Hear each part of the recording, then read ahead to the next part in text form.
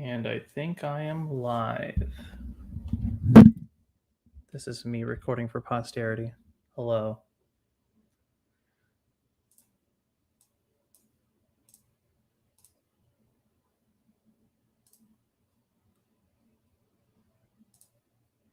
I think I'm live. Can you hear me? Cybernatico? Or Cybotico? Every time I read your name, I think it's Cybernatico. I don't know why. Cybotico. Can you hear me? Yes. Yash, I'm gonna kill you in a video game. Yash. Perfect. Let me see if I configure this camera to work. And sometimes it works and sometimes it doesn't. So we're gonna figure out if this works or not. Yes, it works. Let's go. This camera works. It's an old camera, but it works. So we're going to give it that credit. Hello. I am the guy who quote unquote released that Young Justice 3 video. You know what? If enough people show up and I'm feeling good, I will show 9 minutes of the video on here just for funsies. Only if enough people show up and only if people are nice to me and I get the validation I want from the internet, because that's all I want validation from the internet for anything I'm doing. See, look at this camera. Look at this dumb camera. I don't have a tripod. And so it's not even stable. I have to keep doing this shit. I hate doing this shit. But yeah. How are you guys doing? How's life? How's 2022?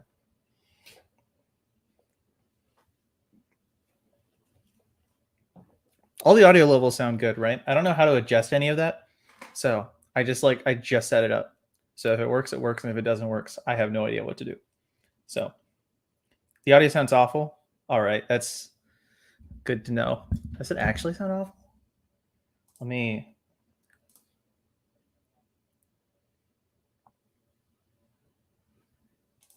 It doesn't sound terrible. Have I seen Final Swing yet? Yes. Listen, I feel like everyone gives Troy credit because he's a big popular YouTuber with millions and billions of dollars. I'm kidding, he's not. But he's made a name for himself on YouTube. But like beyond that, he's just an amazing storyteller. And like I was thinking, like, okay, what would I do with these characters if I were given the reins for 3 fucking movies? We genuinely don't know, But to see someone actually put the thought to like actually think this is what I want to do at the beginning, this is what I think works for the midpoint, and actually structuring that out is like such an impressive feat that I don't think people give Troy enough credit for. Maybe this is just me tooting the horn of my podcast co-host, but still, it's like genuinely, aside from like anything, that's such a hard thing to do, to like map out what you want that story to look like. But he did it, and it's fucking great.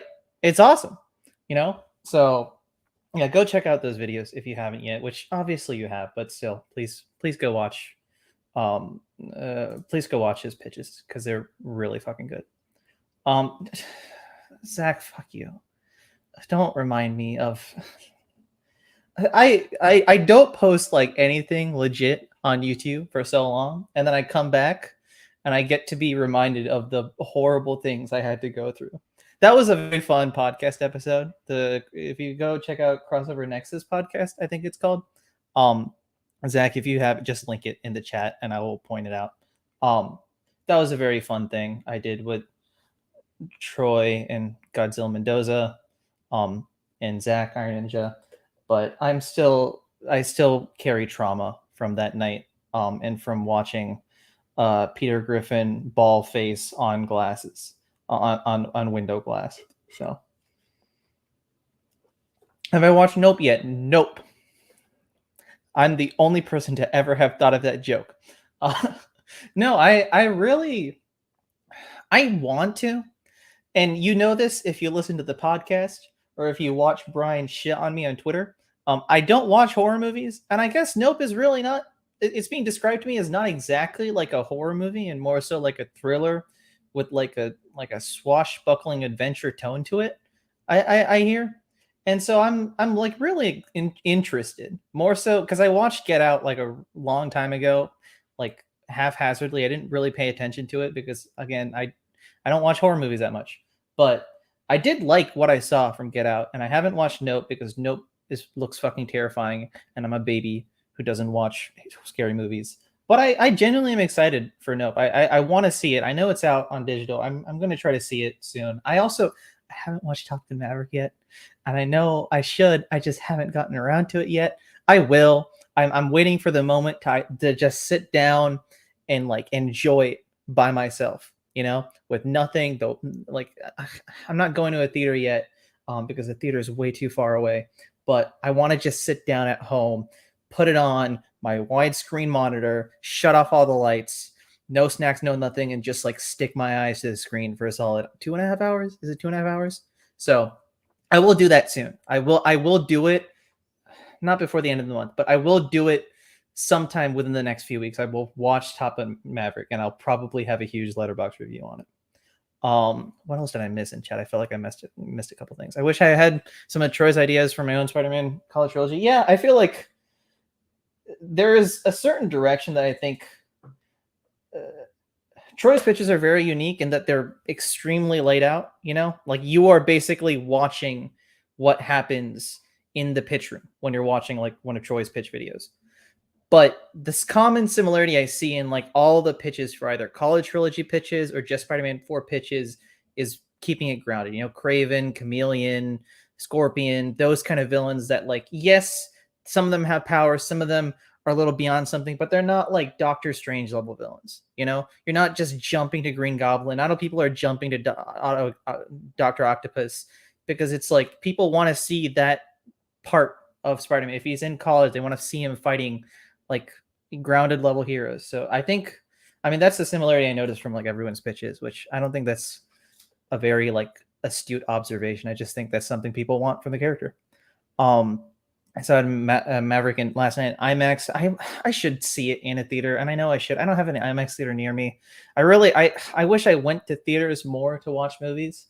What did I go see in theaters recently? I don't remember. I saw Batman in theaters, and that was an amazing experience. I still have, for the record, you can't see it. That is from a Little Caesars pizza box. I will not take it down. I know it's from a Little Caesars pizza box, and I will not take it down. It's not that greasy. Don't worry. It's not that dirty. I cleaned it up, but I still keep it around. I don't know if it's a meme at this point. I do think it genuinely kind of looks cool, because it's not quite like a picture. It's like a cutout. But I don't know. Hey Tyler, how's it going, man? Was it a good pizza? Oh boy, here's my takes. So people around me, specifically Troy, but people around me kept saying that the calzone, the Batman calzone, people forget about the Batman calzone, but the Batman calzone, people like it, right? It fucking sucked. I ate that shit and it sucked, and my shits were bad for like a week. Maybe that's TMI, but oh boy, I hated that pizza. I hated it so much. The calzones, parts of it were kind of good, but that was kind of it. Like other than that pizza sucked. Maybe it's just like the day that I got it and it wasn't that good, but I don't know. It just didn't. I don't know. I've had better pizzas before that are cheap and don't work, but like that just really upset me eating that pizza. Yeah, mine was undercooked. It almost threw up. Yeah, mine was kind of undercooked too. Like towards like, I guess pizzas tend to be more undercooked towards the middle, but still, it was like really undercooked in the middle, like soggy. I don't know. Mithy, have you watched any good Indian movies lately, dude? Okay, listen, I watched Peta again. I watched Vikram. Vikram is like the best movie of 2022. Sometimes the Batman included. I'm going back and forth between the two.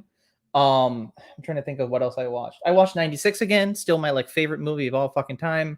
I watched this it's like a Telugu movie called like Allah Vaikunta Pura something. I don't know.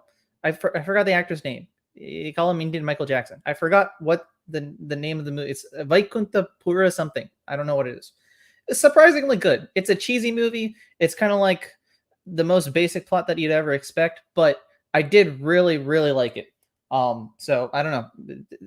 I've been learning to appreciate Indian movies more and more. So I think that's kind of good.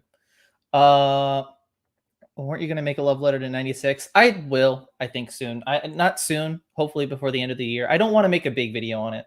I thought it would be a big video, but that's such a personal movie to me at this point that I don't have like a crazy barrage of things to say. I just have like a couple key points that I'm like, I want to sell people on watching the movie more so than I want to talk about everything I love about the movie. Yash, congrats on hitting over 100 subs. When's the Among Us video? Fuck you. I knew that question was gonna come up. I'm not gonna answer that question.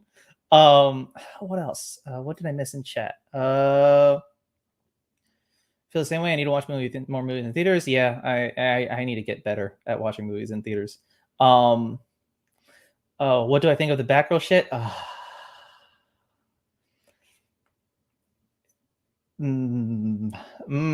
get to that in a second. What else did I miss? I'm lactose intolerant, so all pieces taste like that. Yeah, I used to be like a big pizza guy, and I'm not that big of a pizza guy anymore. I don't know why. Actually started writing video essays again. Yes, good. I have not written a single video essay since January of this year.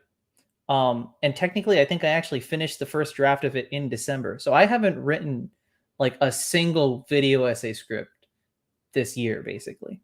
And I don't feel good about it, but I don't know. I'll talk about the Young Justice video too later. It's a whole thing, and I'll explain why it's taking me so long. There's like a real explanation, and there's like a okay, it's just I'm kind of lazy explanation, but it's a mix of the two. Have you been filming more short films?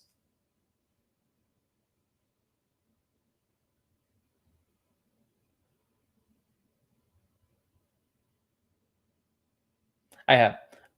That's the simple answer instead of the weird awkward stare. I saw Bodies this morning. It was pretty good. I've been hearing a lot more buzz about that movie. I don't know why. If it's actually good. I don't remember who I saw review it on Letterboxd, but I saw someone on Letterboxd review it really positively. But I don't know. I saw the trailer. It looked really fun. Yeah, please send me what you got later, Zach. Will the Young Justice video be released soon? All right. Should I talk about the Young Justice video for a second? A lot of people are coming in here, which is kind of nice. I might actually show you guys 9 minutes of the video. The problem with the Young Justice video is I'm effectively done with 75% of it. But it's been like that for the past like 4 months. I am horrible. My work ethic is horrible, and maybe it's because I'm working like full time now, so I have less time. But it's still like I don't know. It's not that I'm uninspired. It's that I have like bouts of inspiration with that video where I will sit on that video and like I used to be like I got like 3 minutes done like in like one sitting for like 8 hours, and that's how it was. And then that 3 minutes turned into 2 minutes, and that 2 minutes turned into 1 minute, and so that 1 minute turned into like 30 seconds, and now those 30 seconds turn into like 15 seconds. For all my math nerds, it's like a geometric series where it just keeps going down and down and down and down and down until it's like I'm not really making that much progress. So I've been at this like 75 to 80% like amount of progress for the past like 4 months. The ending of the video is like really special to me, but over time, my feelings on the show have just gotten kind of different over the past few, like just part of it's even like the HBO stuff, Max stuff that's happening recently, where it's like they're so willing to just cut the heads on like every animated project that's going on. Like everything that I'm hearing about Infinity Train, like that sucks. That genuinely sucks. That's horrible, So then for me to come out and make the video that I'm currently making on Young Justice, I don't know. I feel a little unsettled to like, not spoilers, but I don't have 100% positive opinion on the show. I go a lot back and forth. The video is about why I keep going back and forth and back and forth. And so it's hard for me to now sit and then just edit me shit talking this show for like 5 minutes when it's like I feel bad still, you know. So I think I'm constantly having this back and forth. But as I start finishing some of these like short film scripts I'm working on, I'm getting more inspired to go back, and I've made a little bit of progress too in the past few weeks. That I do think it will come out soon. For the record, I do think it will come out within the next month/month and a half. You know, and I know at the end of the day, so much of this is just my lack of productivity. You know, so much of this is me just saying I'm not I'm not like good at being productive, and so I think I just some of it is I need to get off my ass and actually get back to work. But then some of it is I want that ending to happen organically. I'm changing like the last 5 minutes of the video like a lot, and I think I think that's for the better.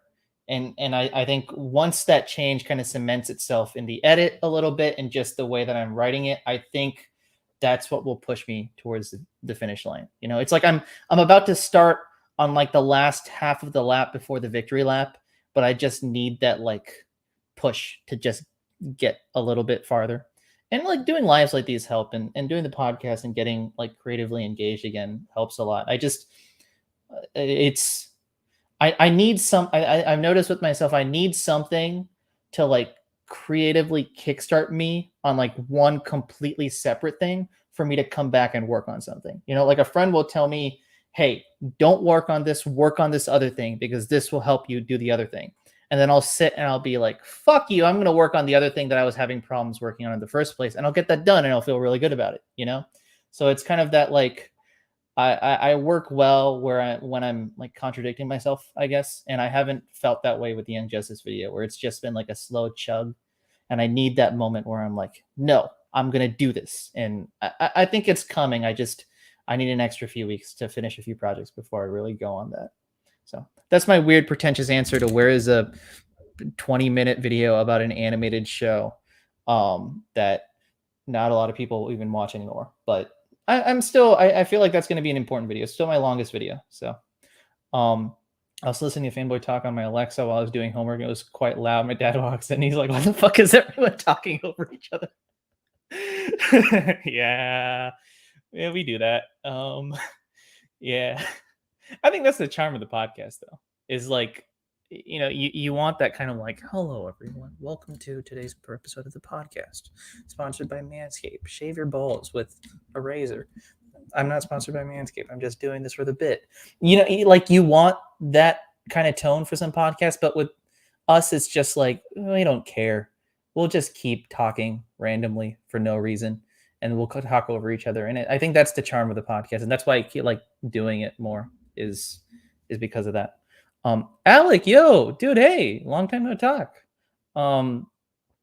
That could be a part of the Young Justice video, like your conflicting feelings about criticizing art in general, knowing that someday it might just disappear. Yeah, that's definitely becoming part of it. Like I think, in a way, the way I feel about even working on the video is reflective of how people feel about just a lot of the stuff going on with HBO Max, where it's like, what is the real reason for this happening?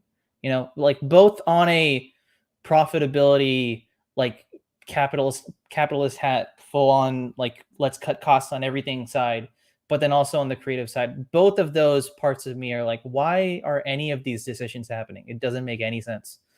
Will there be another episode of Fanboy Talk? Yes, I think so soon. I don't know when. We'll do it soon. Go watch the Brian episode. That's I'm not on that episode. It's the only episode I'm not on so far, but it's a very Brian and Troy articulate my thoughts on what's going on in Batgirl really well. Like as if I'm there. So I really agree with a lot of their points. I would highly recommend checking out the latest episode. Yes, I will read your essay later, Zach. Thank you. I will check that out either later tonight or tomorrow. Thoughts on how crap She-Hulk is. I don't want to talk about my thoughts on She-Hulk because I'll be honest, I have just been watching it like a normal person. Maybe this will sound kind of elitist. I don't know, because I'm also a person who plays like Fortnite and does a lot of basic bitch things, which is fine, you know, but like with She-Hulk, I'm not trying to look at any of the discourse. I'm not trying to do any of that because I feel like there's two sides of like I don't watch Marvel things anymore because I don't like Marvel and or like I'm bored with Marvel, I'm fatigued with Marvel versus I am obsessed with Marvel and I everything I watch is Marvel and this is everything I talk about. With She-Hulk, like I've been on both sides of the spectrum at some point over the course of the past year or two. With She-Hulk, I'm very much like I'm gonna watch this show every week just for funsies. Like either before work because it's just 30 minutes or like sometime later in the day, and then just kind of move on with my life. That's what I've been doing with that show. I don't think about it that much. I just watch it and then I just move on with my life. My genuine thoughts on the show so far, I don't I think it's fine, you know? Like I don't there's nothing in that show that I'm like, "Oh my god, this is awesome," or "Oh my god, this is horrible." I've heard people say the show's really bad, and I can kind of understand why, but I also don't really care about those things in terms of the show. And I've heard people say the show's really good for this and kind of the same thing there where I'm like, I mean, I guess so, but I don't really care, you know? I think it's good enough, you know. Like with everything Marvel this past year, it's good enough, and that's all they're really going for, which is sad, but it's the reality of the situation. Unrelated, I finished the Fortnite Battle Pass this season. Listen, I should be playing more Fortnite, and I say this as someone who plays too much Fortnite. I'm still not at level 100. I don't know why. I don't know why I haven't been playing that much. I need to do it because I don't. When does anyone know when the season ends? If anyone can tell me when the season ends, I tried looking it up and I couldn't find a good answer. Um, if anyone can tell me when the season ends, I will have that as like my target date to kind of finish things. Um, what else? I saw a question I think I missed earlier, but I'm not sure. I guess people were asking me about Batgirl, right? Someone was asking about what do you think of this Batgirl shit. I think it's really funny that for the 17th of September. Thank you. I'm straight up gonna mark that in my calendar and have that as a date for me to look at. Um, I think it's really funny with Batgirl that my dream has always been to make like a low budget Batman movie, right? And I've had like several ideas for what it would look like, but I had like a couple few selected that I'm like, if they gave me this much of a budget and this many resources, this is the kind of Batman movie I'd make. Um, if they gave me this many resources for this, this is the kind of things I would make. Um, yes, I know I haven't done anything on Letterbox for like the past 3 weeks. I have a lot of reviews to catch up on. I have like a couple of them in my notes that I just need to post. I haven't done that yet. I'll post a bunch of shit on Letterbox like later this week. Um, with that Batgirl movie, I don't think I would have jived with everything that was happening in that movie, but that low budget spirit of like, all right, we're just making a movie because we like these characters and it's kind of low budget, but we have a vision for the script, we have a vision for this idea, and we just want to kind of go for it. You know, that's the energy that movie had. And regardless of whether or not I would have liked it, that's more of the kind of movies I wanted DC to keep making because in a way that's kind of what Joker is. And I'll be honest, I don't like Joker. I don't want to say I hate Joker, but I don't like Joker. You know, it's not a movie for me and it's not a movie it's not what I wanted from that character, but that spirit is something I heavily resonated with of like it's just a movie for fun and it's a movie for like with background I'm saying it's a movie that's just fun and they have the character they want to show that character's identity on screen and I really like that. And the fact that like I guess I don't know if it's DC or WB or whatever this that they just don't acknowledge any of that, you know? I think that's the most disappointing part because it spells out what they're going to do with these movies going forward is it's just going to be more like Black Adams. And I'm sure Black Adam's going to kind of be okay, but like I don't want more of those kind of movies. You know, I don't want these kind of big budget blockbuster movies. I'll take them as they come, and but I'm not going to be heavily engaged with that. You know, Shazam works because it's just completely isolated and it's just a good movie on its own. And I'm sure it probably had a higher budget, but for the most part, it wasn't like the highest budget movie. It stands on its own, and it's just a fun movie that these people wanted to make. That's what Batgirl seemed to be, and I don't know. I'm not saying Black Adam's going to suck, but like I'm not excited for Black Adam. I'm not excited for the Flash movie. I'm like, I'm okay with the Aquaman movie. You can just tell that the direction DC wants to take these characters is not looking at the actual movies they're making and just looking at, all right, what checkboxes are we checking off when we make one of these movies? I know people were like shitting on that Matt Damon clip earlier, but I think it brought up a good point about like how like the way we consume movies now, the only way you can really make like a fuck ton of money is to have those big budget blockbuster successes, which is why I guess it is harder for studios now to throw their money and do something well with, you know, like something like Batgirl. But then all of this like arguing devil's advocate for the studio just falls apart when it's for a fucking tax write-off, man. It's for it. That's like the sad. Okay, so I think the fact that they deleted the footage, or at least to the point where the directors concede, is disgusting. Yeah, that's not like I'm sure on legal grounds maybe they're okay, but that's just fucked up. That's completely fucked up, you know. And I try to empathize, and I try to put myself in the position of these directors who have finished Miss Marvel, and what was the other? They did Bad Boys for Life, right? And like, I don't know. I heard some like weird things about the directors too. So I don't know if they're great people or whatever, but I'm just putting myself in their position of like, we're up and coming directors in Hollywood and we have a chance to really make a difference. And then in a snap, that's just all gone. That's fucked up. That is extremely fucked up. And I don't think if you're an up and coming director, you look at Warner Brothers differently now. You know, you look at the way they treat your work differently now. You look at the way that you want to make movies with a big studio differently now. I look at the way for the longest time I'm like, if I get the budget of like barely $100 million, maybe even less, I'd make a great fucking Batman movie. Give me like $80 million, and I'm gonna do a Batman movie that's just like Batman and Catwoman, and that's it. That's all the movie is. I don't know if I would want to make that movie with DC now. Just the way that they have been treating these people, the way they've been treating all these people behind the scenes, it's just so fucked that I don't know if it's even worth it for me to make that movie and then go through the trauma of like, wait, fuck, my entire movie is gone now. You know, that's a horrible thing that the directors, the crew, Leslie Grace had to go through. That it's just so fucked that honestly, maybe I would rather just do just an original project with another studio if I have that kind of leverage to work with other studios. So I don't know. The Scoob movie too. Yeah, I agree. It's just so insanely fucked that this would happen.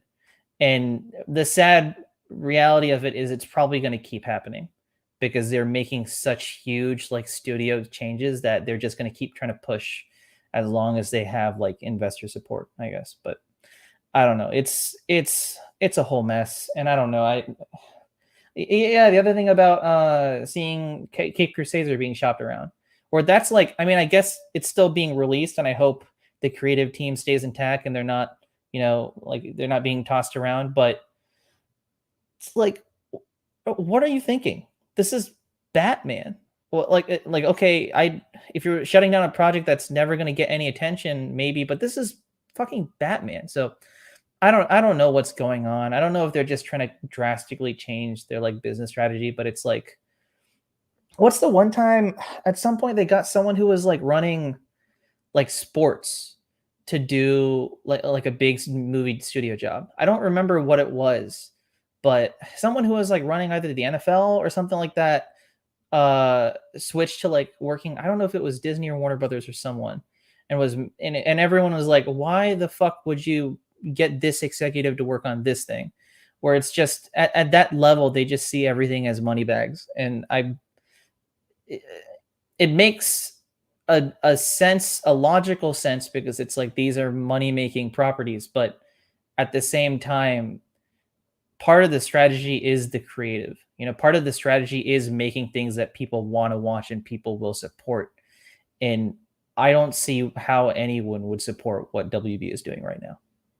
So, I honestly work on a movie with Blumhouse. Yeah, that makes sense. I don't do horror movies and I don't watch horror movies, so I don't know much about Blumhouse. But that's is the Chris Stuckman movie. Is that with Blumhouse?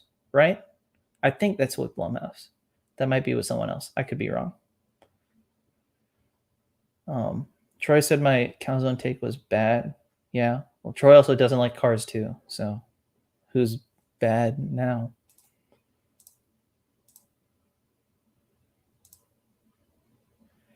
I bet you'd kill out a horror. That's the thing is like, I think Disarmed is like the most I would do horror. If you've seen Disarmed, which is on the channel, it's like the last big short film I did. Check it out. But Disarmed is probably like the most like close to horror I get. And I'm working on something else now, which hopefully will come out in the next few weeks that will be similar to that in the sense of like there's like a horror thriller action part to it. I want to make like a variety of movies. I like writing different kinds of stories, and some of them will suck and some of them won't suck as much, but I like jumping ship a lot. So I'm not getting tired of the action thing, but hopefully you guys might see something before the end of the year that's not quite an action film. Still gonna wait for the Cars 2 special episode. I don't think Troy would ever let me do that, but maybe he would. I don't know. Maybe, but yeah. Listen, Cars 2, and unironic and ironic, both at the exact same time, is a good movie. Like genuinely, but also ironically, but also genuinely is like a good fucking movie. Like, no, I can't say anything bad about Cars 2. I won't do that. But if for people who are like, why the fuck have you been praising Cars 2 for the past like what 2-3 months now? Just watch the movie again. I feel like everyone forgot what that movie was about. Everyone just remembers, oh, it's Tow Mater and it's stupid. But no, watch the movie again. There's more to it than just Tow Mater and stupid. There's a whole spy thing. And there's like a plot about lemon cars. And then there's this whole thing about like, there's like a racing plot, but that's like the backdrop to like a spy movie. It's insane. Cars 2 is an insane movie, which is why I think it just really works. But no, everyone who shits on me just hasn't watched the movie in a while. They don't actually remember the movie. So what's the word that starts with a P? There's a word that starts with a P that means to like convince people. I forgot what it is. I push you to watch Cars 2 again. I want you to watch Cars 2 again. And then come back to me and tell me if it's a bad movie or not. Don't watch Cars 1. Don't watch Cars 2. Just watch Cars 3. Just watch Cars 2 in isolation. And then see what that's like. Cars 2 has a banger theme, though. I have not listened to the theme from Cars 2 in a while. I'm trying to remember like a scene where they play the theme. I remember like the scenes with like Flynn McMissile. Like that's kind of a banger theme. But I can't pinpoint that theme. Like I can't play it on a piano if you gave me a piano. I also can't play piano that well either. So it's like, I don't know. Not persuade. I persuade you to no, it's not persuade. There's a different word. I'll think of it randomly later and I'll just like tweet it. I'll just tweet that singular word if I think about it. It's not persuade. I don't think it's persuade. I was gonna say I parole you to watch Cars 2, but that's not it either. This is gonna bother me for a while, but I'll think of it. I don't know. The only animated movies I like were Kung Fu Panda Trilogy and Ratatouille. Kung Fu Panda Trilogy is very underrated. People need to. No, it's not Prevail. Yeah, it's not Prevail. And Ratatouille. Ratatouille is the best animated movie ever, I think, in my or it's something like my favorite animated movie ever. I think I do really like Soul. Soul won me over by the end of the film, but uh, if Soul was more like Ratatouille, that would have maybe been like a big favorite Pixar movie of mine. But the fact that like it just kind of threw everything aside for the Soul shit was like, oh, okay. And like when it goes back to reality, I'm like, okay, all right, this is going somewhere. And then I think at the end of the movie, it kind of loses that. But it's still a good movie. But I want Pixar to make more of those like Ratatouille esque slice of life with a little twist to it movies again. Um, which is I need to watch more Ghibli movies, but I mean that's what most Ghibli movies are, right? So um my dad's friend actually helped with Cars 2, helped with the car reference. Dude, yes, for Flynn McMissile. Flynn McMissile is so dope. He looks so fucking cool. He's like is he an Ashton Martin? I think he's an Ashton Martin. I don't remember, but I mean he's one of the Bond cars, right? And he's voiced by Michael Caine, which is the most insane thing that no one ever talks about. Michael Caine Bond car. 3:15, not sleeping till I find the word. Dude, if it's 3:15, go to bed, man. Go to bed. The only reason I'm doing this is because I only work at 9 tomorrow. I don't work at 8 tomorrow. I got this matcha tea. I was gonna get, or not tea, a matcha smoothie. I've had like a matcha tea once before and it sucked, but this isn't that bad. Matcha smoothie isn't too bad. I was gonna get mango and they didn't have mango. I got matcha. This is no one cares about this information, but I'm giving it off anyways. Did I watch The Sandman? No, but people told me to watch The Sandman. I saw the thing about the one story from The Sandman because I watched Troy's video and then I saw another thing about it. Um, I've heard very good things, and I feel like I don't know if it's exactly my thing, but it feels like kind of my thing, you know. So I need to because I didn't read the graphic novel, but I started the graphic novel like a long time ago, and I never finished it. So I want to do that before I watch the show. So hopefully I'll do that soon. I procure you. Is it procure? I'm looking at procure. Procure. I think it is procure. Is it procure? I procure you to watch Cars 2. It might be. It might be procure. It's 10:15. Yeah, it's 9 for me. I live in the Midwest where nothing happens. Watch the new Danish movie. It's pretty good. You better not be saying Gray Man because Gray Man. I'll rant about Gray Man for a second. But is it Thiruchit something? What is it? Danish movie. Um, Thiru Thiruchit Tiruchitrambalam. Yeah, Tiruchitrambalam. Yeah, I wanted to watch it, but it's not on digital yet, and I'm not gonna go to the theater to see that. But I heard good things because it's Prakash Raj is in it, right? And I wanted to because I didn't know Prakash Raj was in it, and I wanted to see it just because Prakash Raj was in it. And the trailer looks good because I don't was it Vivek or someone I saw an interview where he was like, I want to see Dhanush do a movie with Jawahar. And so because of that, I was like, okay, all right. Because he did like another one with Jawahar after the one he did. He did he's also the guy that did yeah, he did With Them Up With Her, right? Yeah, he did With Them Up With Her. I haven't watched that in like forever. Um Everything Everywhere All at Once Thoughts, great movie. I don't think I loved it as much as the rest of Twitter, but I did really love it. And I want to watch it again sometime in the near future. Um, what else came out recently?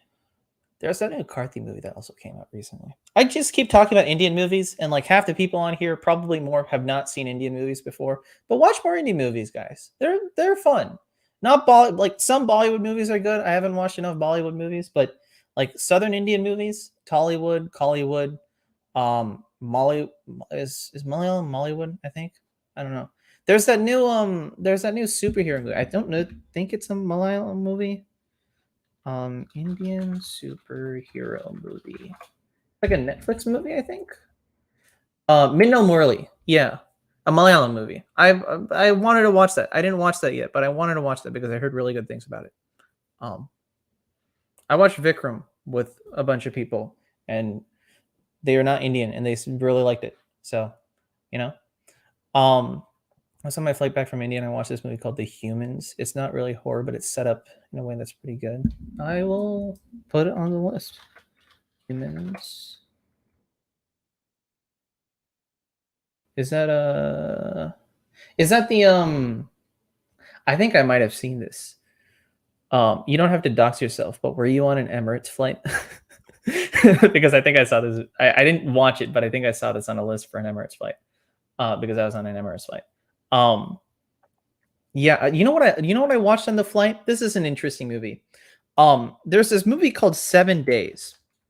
Um, it's it's directed by this guy called Rohan Shathi. You know Kamala's mom from Miss Marvel. Um, she is in the movie. And the what's the dude from Deadpool 2? I forgot. Dopinder? Yeah, Dopinder. Karan Soni. He's the lead with Geraldine Wishwanathan. And half the movie is really good, and the other half the movie is kind of meh. But like I just kind of watched it out of nowhere and it was kind of fun. It mentions the pandemic, and that's like a whole thing. Yes, the Uber guy from Deadpool. Um yeah, dude. I posted on Twitter. The list of like top movies on Emirates right now is I don't know if it's anymore, but when I went, Morbius was like number 2 on that list. It went Batman and Morbius. And I was like, do you really even want to market this movie at this point? Because it's Morbius. But I don't know, maybe international audience didn't keep up with the meme. But it was just really funny to see like when they were advertising this movie, the top 5 movies of our flight. Batman, Sonic 2, Morbius. And I'm just like, all right, okay. I'm not gonna watch Morbius. I tried to get my dad asked me, should I watch Morbius? And I was like, if you watch it, I would like to record your reaction. He didn't watch it. A wise choice. Um, I did watch on the plane a really good Indian movie. Watch Selgram movies. Yeah, I watched like an old one he did with Danush. I forgot what it was called. Movies. Don't tell me to watch Beast because I'm so tired of that movie. That movie disappointed me so much. Did he? He didn't direct the Kirti Suresh movie. No, he didn't. Yeah, he's just in it. I needed to watch that, but I haven't watched that yet. More beans. Listen, the Morbius meme is dead. I'll say this as a more burr that didn't work. Morbius movie is dead. The Morbius meme is dead. It's completely gone. I'm sorry. It's been its grave. It's been dead for a while. It's too late to Weekend at Bernie's it. It's gone. The end. Just having coffee while watching the stream. Yeah, this is a good choice to have coffee. I have not been drinking enough coffee. That's the fun thing. Everyone is like, oh, why do you call it film caffeine? Because you drink a lot of coffee or something? I don't drink that much coffee, surprisingly.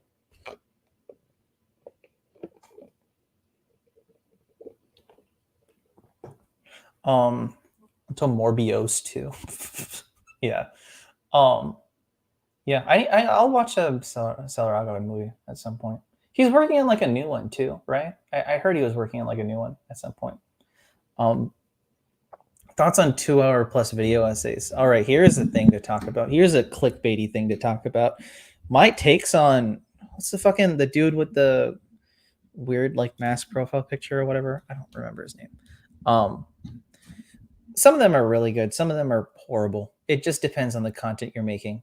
It's because filmmaking is your caffeine. Yeah, I guess. Yeah, where it's like you shouldn't have too much of it, but if you have too much of it, you kind of like destroy your mental health. Maybe.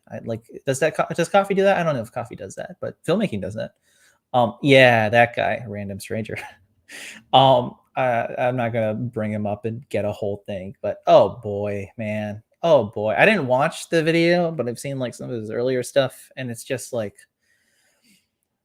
it's a shame that they are long videos because I know people who do long videos that are really good, you know? Like sometimes there's just like a really fun long video, like the Quentin reviews like videos, which I haven't watched all of them, but like I think I watched a bit of one of the earlier ones where it's like it's just really fun to see someone go on a deep dive.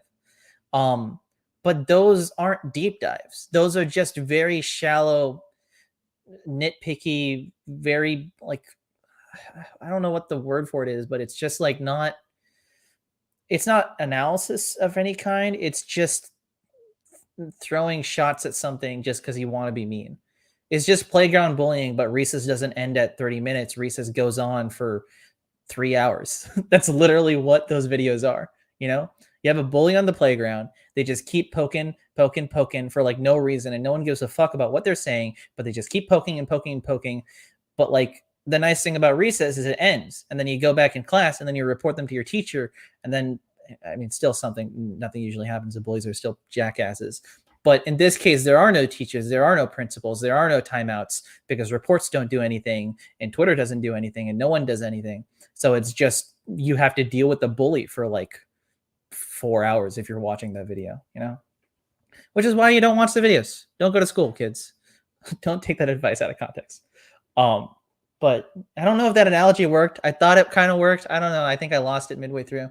But yeah, I don't know. It's just a shame that those kind of videos are ruining the name of like long form analysis content because I feel like there are some long form analysis content videos that actually really work, you know? Like I haven't watched a lot of her recent stuff, but like Jenny Nicholson videos were like really fun, even though they're hella long, because that's just, you know, it's a fun way to critique, but then also maybe if it's out of comedy and or even videos where like Bailey's videos are like, I mean, they're not 2 hours, 3 hours long, but they are longer videos, you know, because they're a deep dive into something. There's so much talent in that. But at the same time, you can make like a 5 hour video that will get more views. That's just a bunch of shit talk. And it's a shame, but that's the reality of a platform like YouTube, where there's no like delineation between types of videos. It's just video. Sony actually making El Muerto movie? Yes. Yes, it's a meme. But I heard good things about I don't know if Bad Bunny himself was good in the movie, but I heard good things about Bullet Train. Like not very good things, but like, oh my god, it's just like a fun movie. Like those kind of things. And so I wonder if he was good in the movie. I haven't watched it yet. I don't think I'll watch it until it comes out on digital. But like if he's good in the movie, then maybe there is a chance that El Muerto could be good too. But also it's just funny that they're making an El Muerto movie, I guess, you know? These things are all extremely comedic until the movie is actually good. But the funny thing is that the movies are never good. So they're constantly a joke, which is why we love Sony. They're the best company ever in the world. They're not, but yeah. Yeah, I've been hearing stuff about Madam Web. Can someone give me more context about Madam Web? I saw the Adam Scott plays this character. I don't know if people care about spoilers. Potential spoilers for Madam Web, I guess. I heard he plays Uncle Ben, and someone's gonna play Peter's mom. And I heard something that was like the pitch for the movie is like Madam Web and her gang of like badasses are gonna try to protect Ben and his mom to like make sure Peter becomes Spider-Man or something, which is like, yeah, time travel stuff to save an unborn Peter, which is interesting, I guess. You know, it depends on how they sell that movie, and it depends on how they execute it. Knowing Sony, they could execute it terribly, as they have for many movies. But like, if it is going to be like Terminator 2, but with Spider-Man characters, then you have to really like you really have to go for that angle. You know, you really have to be like, all right, we got to save unborn Peter Parker. Let's fucking do this. Do some heist shenanigans. You know, do some crazy stuff. Don't make it like make it like its own unique thing that just happens to be with Spider-Man characters instead of making it like a really shitty like Spider-Man movie. Like, don't make it a Spider-Man movie. Make it something different, and then just make it happen to be a Spider-Man movie, I guess. Because that's kind of the problem with like Morbius in a way, is because Morbius could have been like a fun vampire movie about this guy who's turning evil and then maybe stops himself midway through. That's why people were saying Milo should have been Morbius in that movie instead of like Morbius. Make him the villain and then he like changes at the end, because that's like that's a more unique story than the actual movie they made. Apparently Aunt May gives birth to no, don't do that. That's weird. I don't know. I don't feel good about that. Running Morbius, I have it on Blu-ray, but I still haven't watched it. Respect to you for paying money, but still not actually watching the movie. I'll give you respect for that. Yeah, it sounds like the script for yeah, it kind of does. I don't like that. A team of Spider-Women sounds sick, except I guess one of them is Sydney Sweeney now. So that's not that doesn't age well. Can I rant about Euphoria for a second? I don't know if anyone's still listening or paying attention to all these rants. I said I was going to game, and I still have Lego Batman pulled up. I'll pull it up later. The more I think about Euphoria, the more I just get like pissed off at the show. I was telling this to someone earlier, where it was like I get it. I get that it's like it's a very well crafted show, and maybe if I rewatch it, I'll think that way again. But I feel like the only reason I think positively about that show is because I really fucking loved the Rue episode, and that was like straight up in the middle of my watching experience of the show. So because of that, I I recontextualize everything that works in the show around that one episode, where that's just one episode. The entire show has a lot of like fun. Not fun. Fun is the wrong thing to use to describe that show. The entire show has moments that just really work. But then when I think about everything in a full context, I'm like, I don't really give a fuck about any of these characters, and I feel like that's Euphoria's biggest problem. Is Euphoria is like it's like a highlight. That's what it's meant to highlight this person's acting skills, and it highlights the cinematography, and it highlights this like small part of the story. But then as a whole, I don't feel like the show is cohesive, especially with season 2 more so than with season 1. I feel like because I binged season 1, maybe that's part of it, is just I didn't have a binging experience with season 2. Yeah, season 2 is better sometimes. Like the Cal stuff definitely puts season 2 above season 1 to a certain extent. But I also, that show just keeps jumping between characters so much that you forget the Cal stuff so easily. It's like nothing, and maybe it's just my wants in watching a show has changed now, where I'm more interested in watching kind of, I guess, serialized content, but not fully serialized, but to a certain extent serialized content. That Euphoria just really isn't that, because when you watch it week to week, you just really forget anything that happens in the show. And so the beginning of the show and the ending of the show just feel like two separate things entirely. So I don't know. My rant on Euphoria is that the more I think about it, the more I don't like it. But I maybe I just need to rewatch a bunch of clips of some beautiful cinematography, because it's cinematography is unparalleled, it's unmatched, but that's only one aspect of what makes a show a good show, So I don't know, because I was rewatching Mauricio's Metastases. Is it Metastases? I don't know how to pronounce it. The Colombian Breaking Bad video, where it's like, yeah, it's basically the same script, but the delivery is terrible and the execution is terrible, and it makes it a fucking terrible show. But I feel like the same thing can apply the other way, where you can have the most beautiful thing on planet Earth, but if at a core level the story just doesn't connect, it's not going to be good. Which is where I think the Rue episode works, because I mean, there's a lot of really, it's not extravagant cinematography, but it's really cool concepts that are just executed in a really good back and forth between two characters. But that's just one episode. That's not the show as a whole. So, what did I miss while ranting? They're going to cast Billie Eilish in Euphoria. That fits. That fits the tone of the show. Let's be honest. I don't know what's going on with Sam Levinson, man. I hear terrible things, but yeah. Which Lego Batman game are you playing? I have Lego Batman 1. I'll queue it up soon.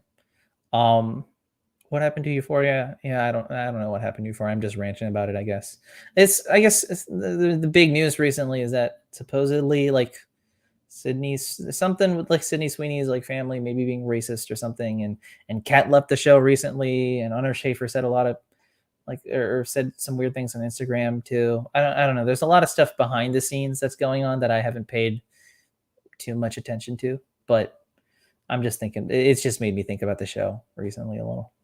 Um, Euphoria is just 13 Reasons Why with a better cast. Yeah, yeah, kind of.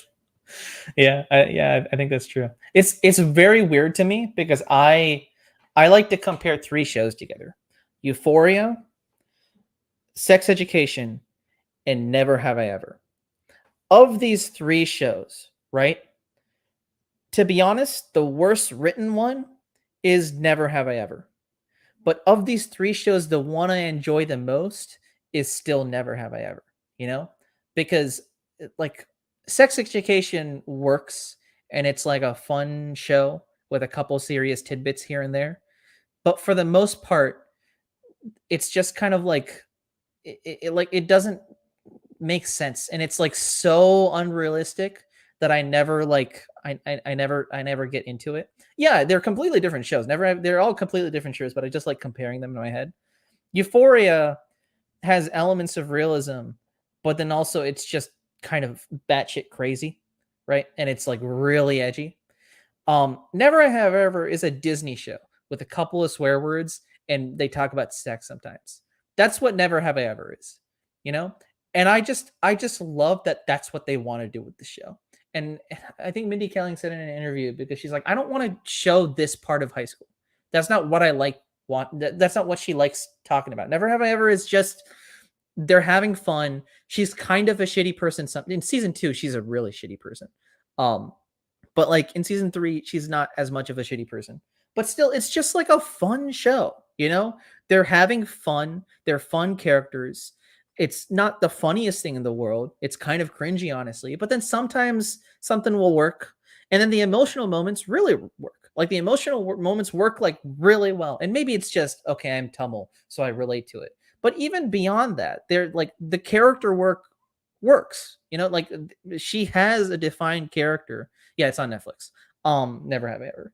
And you know, you see her progression and she is progressing as a character. And I feel like in Sex Education, the characters don't really progress. I guess there's a lot of regression, especially in season 3.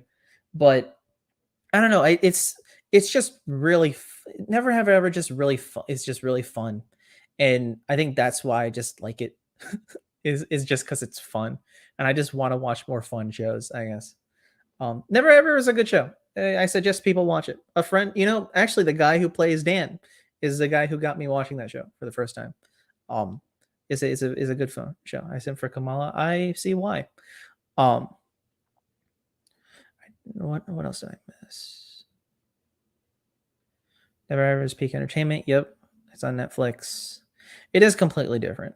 I think still enjoy Sex Education. I think the show has a lot of good stuff going for it, you know.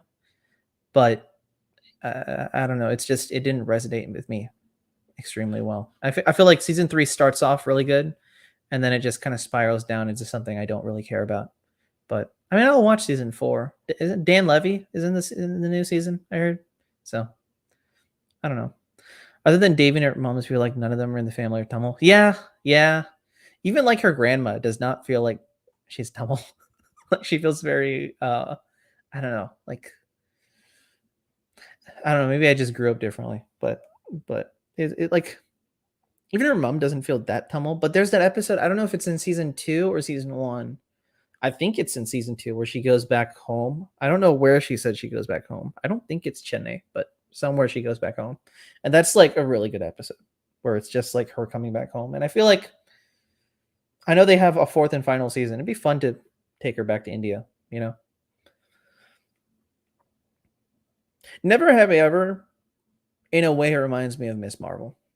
There are things about those two shows that are similar, quote unquote, not necessarily culturally. It's because she's a Muslim Pakistani, and I think Devi is Hindu. She's a Hindu Indian. But just the idea of like you have this other cultural background to you, and then you let that define your normal every day to day life. Like you preserve the two. I feel like Never Have Ever does it better than Miss Marvel, even though Miss Marvel I think is a show that on paper is a better show. Um, yeah, my thoughts on Miss Marvel have not changed too much. I want to rewatch the show again at some point. Because I think like I don't hate it, but I don't love it, and I really wanted to love it. Um, and I feel very odd with that show. I feel like sometimes there are things that show does really well. People shit on episode 4. I think. I think the second half of the episode doesn't really work, but the first half of the episode really works for me. I know people really shit on that episode, but those kind of slice of life moments with Kamal, it's not necessarily that she needs to be in high school every single minute. I feel like that's what people wanted from the show, where there's like, no, make it about her in high school. She should be in high school the whole time. Who are these superpower people? I think it's okay for her to be out of high school. I think it's kind of I like the change of her going back to Pakistan. I think that kind of fits what the show is trying to do, but I think they kind of just miffed it in the end of the episode and then kind of in the finale, which is what ruins it. But I don't know. I want to revisit that show. I've been thinking about that show. I thought about that show a lot before going on vacation, and I haven't thought about it that much. So maybe I should revisit it later. SheHulk's kind of good. Yeah, I agree. It's kind of good. I don't have a strong opinion one way or the other yet. I'm still just watching it like I keep saying I'm watching it like a normal person. I'm watching it like an everyday audience member. I'm trying not to be a Marvel fan with that show. I'm just like, I'm gonna watch this show because it comes out and that's it.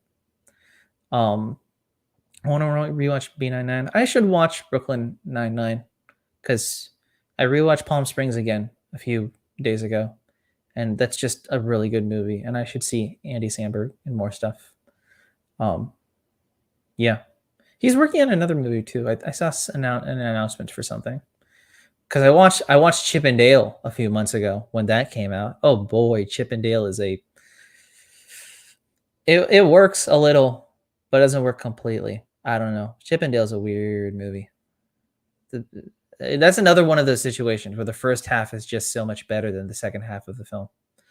Have you ever watched Super Deluxe? I should. That's the one like Indian movie that like I should watch, and it would probably be my thing, but I just haven't gotten around to it yet. I want to watch Super Deluxe. I actually didn't like Palm Springs. The ending ruined it for me. Like the ending, or like just like the third act. Because I can see how like the ending maybe like a little bit ruins it, but its third act isn't the strongest. Its second act is definitely the best part of the movie. But I see what you're talking about. It didn't bother me as much. I understand why, but I mean it's also a time loop, so like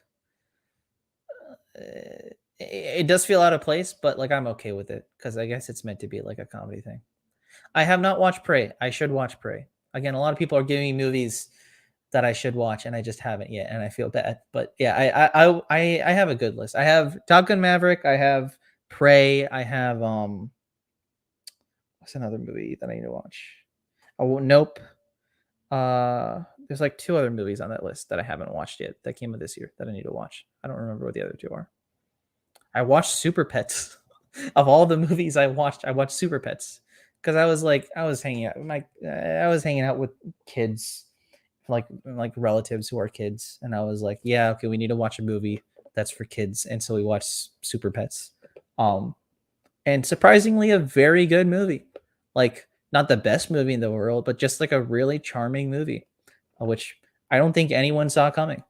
It's a really good movie. So, did I watch The Rise of Gru? No. It's a funny thing. I like religiously watched the Despicable Me movies growing up as a kid. I feel like I've never said that before, but like I watched Despicable Me 1, and okay, listen, it's relatives. They were like my extended cousins, and we needed to do something to keep them entertained. And I was tired of playing cards because you can play cards for like 30 minutes and then you're fucking tired. You need to do something else. Um, did you? But yeah, I watched Despicable Me 1, and I was like, oh, this is good. But I was also like 10 years old. I don't know if I was 10 years old. I don't remember when that movie came out. But then I watched Despicable Me 2, and I like Despicable Me 2. I don't know if people like Despicable Me 2, but I really like Despicable Me 2. And I didn't like Despicable Me 3. I barely watched that movie. Um I kind of hated the Minions movie. And I haven't seen Minions 2, and I will probably not see Despicable Me 4. I think they're making a fourth one, but I don't know. It was a big childhood thing I never kept up with, you know? Kind of like Ice Age, I guess. Ice Age was another big childhood thing that I never kept up with, but I guess they also like Blue Sky ended, so like they never made anything after that. So, have I heard about the John Bernthal Shia LaBeouf controversy? I've heard about like the Olivia Wilde "Don't Worry, Darling" stuff. I don't know everything about it, but I've heard about it. And then I don't see a lot of people talking about the John Bernthal thing, but I saw it like on YouTube. Like I was randomly on YouTube and I saw 2 hours ago, like not at, when I looked at it 2 hours ago, that John Bernthal did a video with Shia LaBeouf, and I saw no one on Twitter talking about it.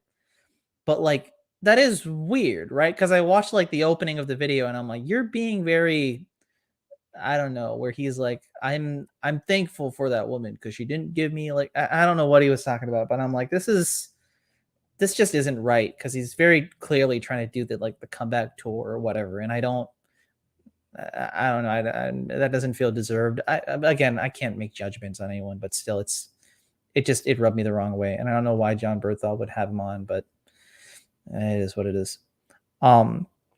But yeah, the "Don't Worry, Darling" stuff with Olivia, well, that's kind of fucked up. But I have also not been paying attention to it that heavily. You know, I just see Jason Sudeikis trending on Twitter, and I'm like, ooh, oh, and then I move on.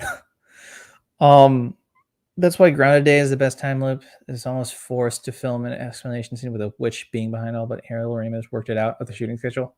Yeah, I guess that kind of makes sense. Where it's just you want it to be a fun time loop movie with no like real explanation. And Palm Spring does that. It doesn't seem like it's going to do that, and then it just does that kind of out of nowhere. So I guess that's fair.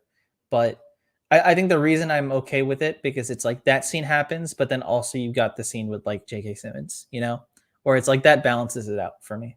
That I still love that movie. Edge of Tomorrow is a badass time loop movie. Yes, Edge of Tomorrow is fucking awesome.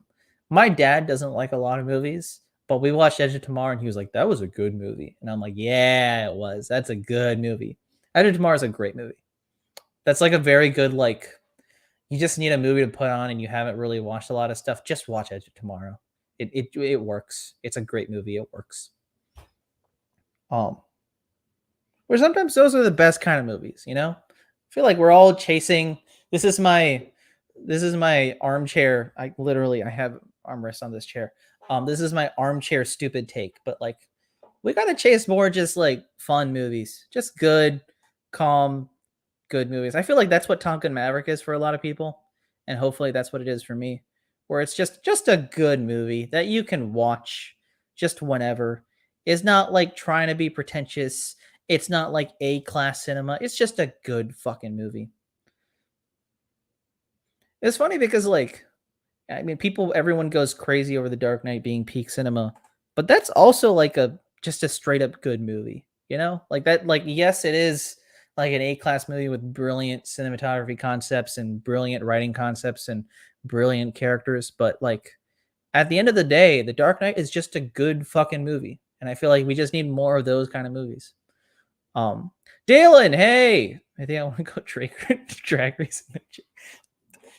I mean, maybe I'll bring a camera along. I'll make a documentary out of it, and then I'll come along with you guys. Um, hi Dalen. Dalen in this chat. Everyone say hi Dalen. Dalen's so fucking cool. Dalen is the reason I still make anything ever. So everyone give claps to Dalen. I think, but yes, Alec, I would be interested if it's on a weekend. um, I'm not sure if this is pretty popular, but there's this show called American Vandal, and it's like a documentary, but then it's about a case regarding a school parking lot with graffiti ticks all over. That that seems like seems like it starts in a place and then departs very fast. So I don't, maybe it's not my thing. I'll look up a trailer. um I think Edge of Tomorrow is funny because its market made it look like it was titled Live Die Repeat. Yeah, because that's what the anime it's based on or something. Not the anime, the manga it's based on is called Live Die Repeat. And I think it was released maybe internationally as Live Die Repeat. And I think they're working on a sequel that's going to be called Live Die Repeat.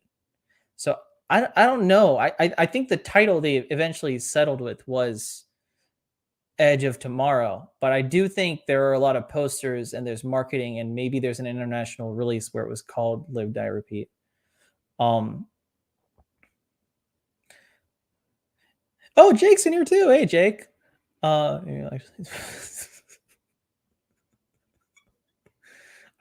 miss and also don't miss band camp. If you were in high school, do a band. Band is fun. Marching band's fun. I don't know how many people are in high school, but do band. Great, good experiences. Met a lot of people that are very important to my growth in high school band. The only non-tumble film I got my dad to watch was Batman. He just ended up calling it Vikram with better Max. You know what? It's not a wrong comparison. if you look at the Batman and Vikram, there are a lot of similarities just in general. Maybe not like writing similarities, but like there's a lot of stuff. Yeah, watch Vikram. If you're white and you don't watch Indian movies, watch Vikram. I did tell your live stream about that experience. Oh, you wanted the experience where we almost died going to Subway? I don't remember it fully. It was like I think I was Jake driving or Daniel was driving. I think Jake. I think you were driving. I think, or like a guy just like pulled up in front, like I think we were in the right. I do think we were in the right. The other guy had a red light, and he just like came in front of us, and it was like we were like basically like a foot away from him. But I don't remember it that clearly. Like all I remember was like I was looking at the window and that happened, and then everyone was like, "Whoa, what the fuck?" And I was like, "Ah." And then we just wouldn't stop talking about that for the rest of Bandcamp, and it made me feel like kind of a badass, but I wasn't even driving. I guess I don't remember it that like that well. I just remember we almost got sideswiped. Yeah, that's what it was. Because I was in the back seat on the left, and I was like, oh fuck, okay. And then I think in the moment I didn't realize what a big deal it was, and then it like later hit me while we were eating, like, oh fuck, we could have died. But yeah, that was so long ago. That feels like so long ago. Jesus. Yeah, watch Vikram, Dalen. Vikram's great. Thanks, Alec. I love you too. Yeah, we should link up at some point. Come to Des Moines. There's nothing here. Have you ever watched RR? I should watch RR. That's another thing I was gonna bring up. A bunch of when I went and visited family in India, they were like, "Have you watched RR?" I need to watch RR. I haven't been like super like excited to watch it, but I want to watch it at some point soon because I feel like that's the one movie that like I've been like really putting off for a very long time. I should watch RR. Jake, did you watch RR? I don't know that many people like in person who watch RR, but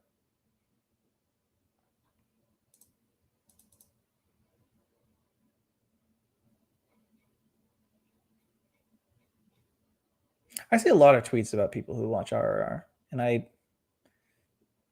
don't know. They're like I get what they're saying, but I'm like, okay, all right.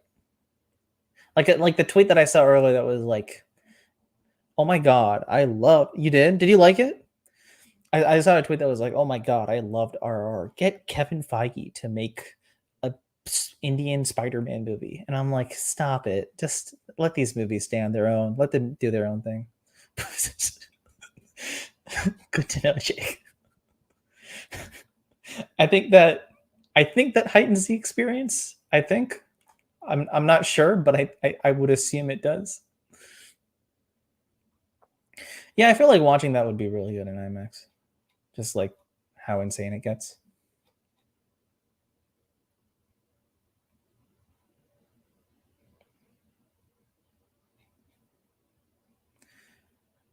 It does get insane.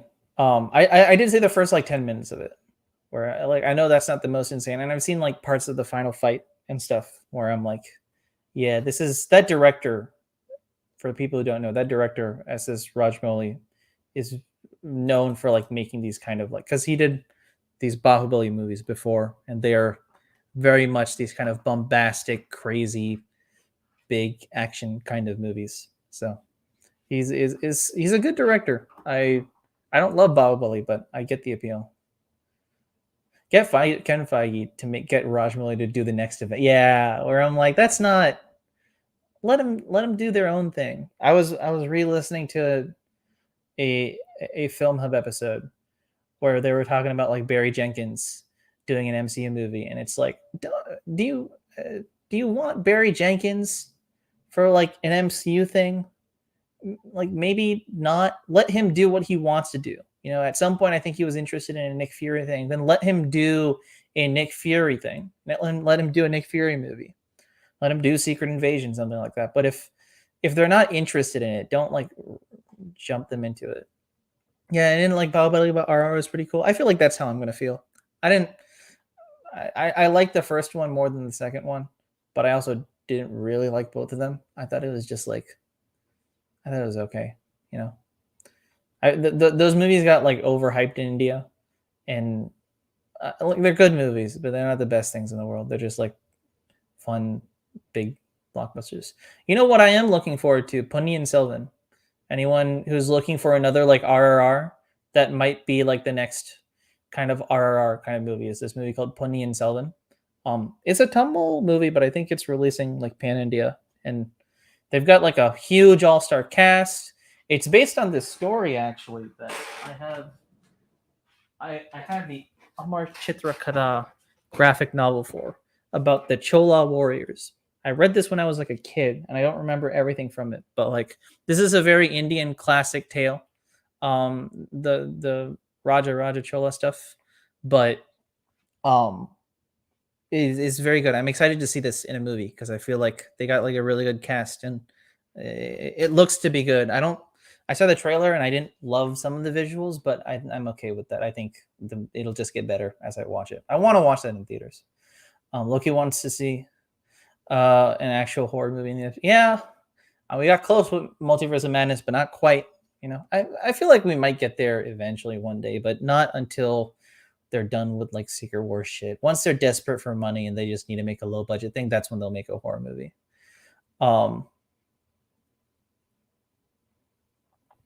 I should.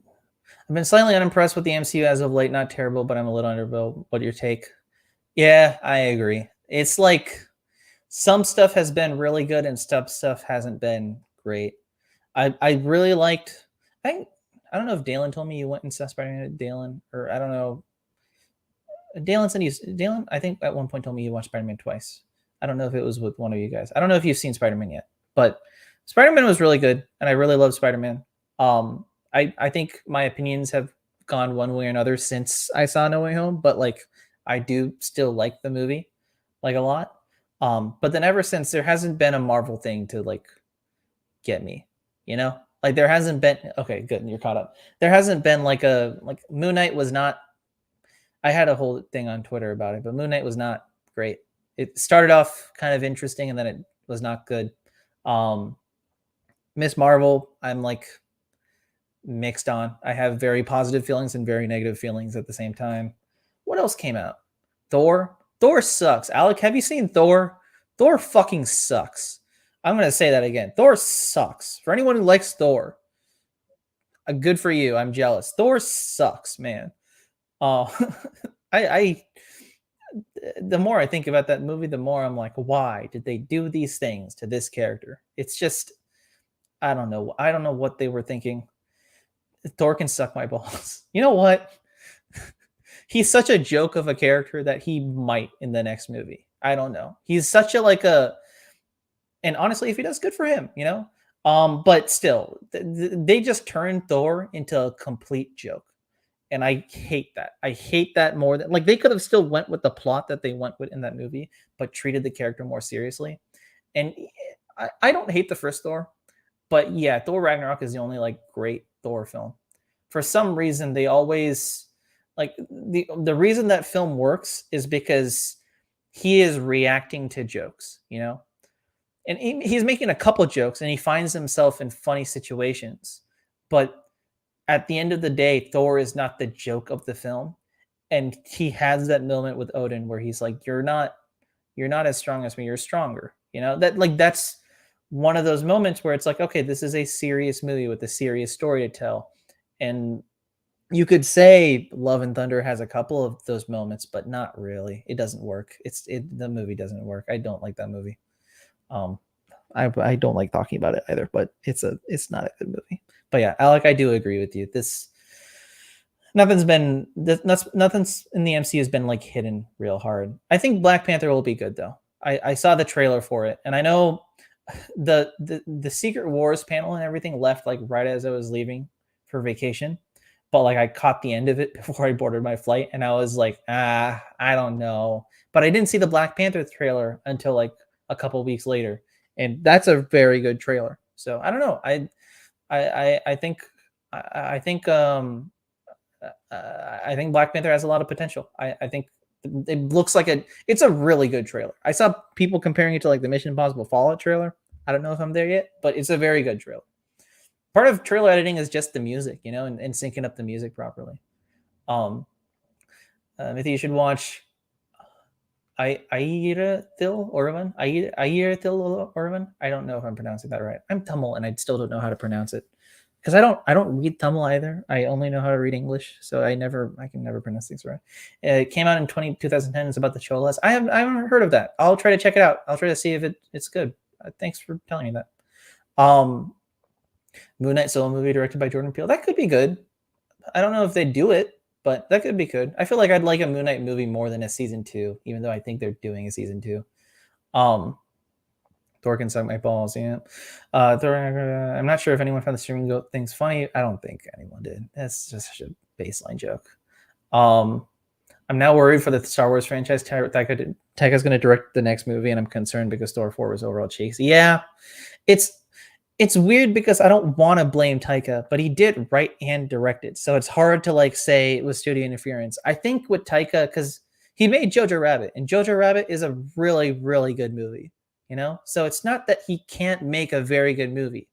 It's just, I think he didn't maybe care anymore with this character, and maybe that's just what's going on, because I don't even know if he's going to make another one, you know? I think he's just trying to move on. I saw an interview with him where he was talking about the kind of stuff that he's like interested in doing, where he's like, I don't do research. I do the movie I want to do, and then I move on. He reminds me of, if anyone's in the chat knows Nelson, an Indian director, he reminds me of Nelson. And Nelson is a director in India he's made like 4 movies so far. But the movies for him that, like, Doctor is a movie he made, and it worked really well. But he wrote that script in 2 months, but it still works really well. He also wrote the script for a movie called Beast, that he wrote that script in 2 months, and that movie sucks ass. Sometimes they're like, but like he talks about his writing process where he's like, I just need to write this script in 2 months and get it over with, and then I move on. And if I can't move on, I move on to like a different project. But like I need to just write fast, and I need to move on with the direction. And it's like, yeah, exactly. Nelson messed up Beast exactly like Taika did with Thor 4, where I don't think Nelson is a bad director the same way I don't think Taika Waititi is a bad director. But they just had these movies where they just kind of didn't give a fuck, you know? And so I'm really, in 2 months, yes, in 2 months, Nelson writes all of his movies, which makes Doctor really crazy that it worked. I also hope Jailer is good, but we'll see. But Taika reminds me of the same thing, where he's a director who sometimes cares and sometimes doesn't care. And I just hope, with the Star Wars thing, I hope he cares, you know? Like, I'm not the biggest Star Wars fan, but I'm interested because he's like, it's not a Jedi movie. It's just its own thing. I'm interested because of that. So I hope he actually cares, and I hope he takes his time, and I hope he does a script he genuinely loves instead of rushing into things, which is what I think he did with Thor 4. Christian Bale was great in the movie, but I wish Gore was more intimidating, scary. Yeah, I like the scene that's like he's like not torturing, but he what's the thing, the black tar group or whatever, the Venom symbiote, I guess. It's not the Venom symbiote, but he puts it like over his like mouth and he like talks with him. I don't know. I'm doing a terrible job describing the scene, but it's like the first confrontation between Thor and Gore when they were like talking for the first time. I thought that scene was good, but then they do nothing with that later. Like the last fight with like the movie just loses itself like halfway through. I don't know why. I mean, honestly, at the beginning it loses itself too, but it's Thor 4 is a mess. Jesus, Thor 4 is a mess. But in Nelson's case, there's a lot of studio inference, and I'm pretty sure he said in the interview, yeah, and I'm not sure if that's the case for Taika. Yeah, because like I remember in the interview too, where they're asking him if you do like a big budget movie, will you get that? Because he was with Arun Mathiaswaran, who did like the Kirti Suresh movie, and he did Rocky, and he did I haven't watched Rocky or the other one, but like he does very focused, like driven films. And I think Bharadwaj Rangan, I think, was asking Nelson, like, would you be able to kind of merge those two sides? And he's like, no, I can't. If you do an movie with an actor, it's their movie. It's not your movie. And everyone was laughing at that because I think he was working on Beast at the same time. And so maybe he knew that the movie was going to be a fucking mess. And I don't know, I guess at a certain point, maybe it's just a paycheck. And maybe that's okay, but as if you're making movies you love, and I feel like that's what it is with Taika. I don't know if it was quite studio interference, but he was just like, I don't care about making a big budget crazy movie anymore, and I just want to go to his own thing. But yeah, it was a round table. You know who I wish was at that round table? Lokesh Kanagaraj, because he would have had the perfect answer to that question, where it's about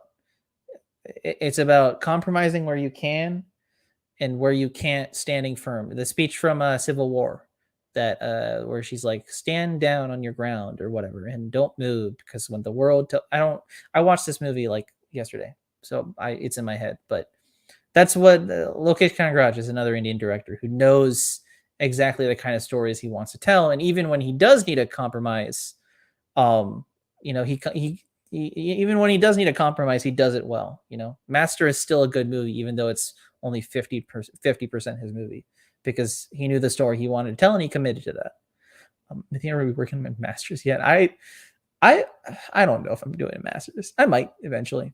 I'm close to done. I'm close to graduated. I'm like right there. I'm finishing this class this semester and I'm done. So it's nice. I'm trying to take this semester light. I'm trying to just relax as I finish my degree, but I'm very close. So expect less video essays, I guess, because I have to finish group projects and I hate working on group projects. But yeah, Jailer will maybe be good. I don't know. I like the poster is just a poster. You can't really tell anything from it, but they got the Rocky guy on it. Like they got a decent cast, so we'll see what happens. I hope he goes back to Doctor. I hope he goes back to this kind of like, yeah, it's funny, yeah, it's dark comedy, but there is a serious story to be told. Beast lost that. Beast was just a showcase, and like this, that director Nelson needs to go back to, I think, his roots of like, he's like a twisted situation that we can kind of make a little funny but still have a serious tone. I don't like the idea of redeeming Gore because he is one of those characters you can't redeem. It's simply impossible. If you do, feel forced or butchered. Huh? I got that joke. I didn't finish reading the Mighty Thor run. Troy told me to read it, and I only read like half of it. But I mean, he said he loves that character, but it's very hard to redeem that character, and I can kind of see why. From what I hear and from what I know, it's like the Gore Butcher is not a character you could redeem, and the movie just tries to treat it as a joke and doesn't show enough of him so that you can believably redeem him at the end. Where you shouldn't do that. He's not a character you should redeem, I guess.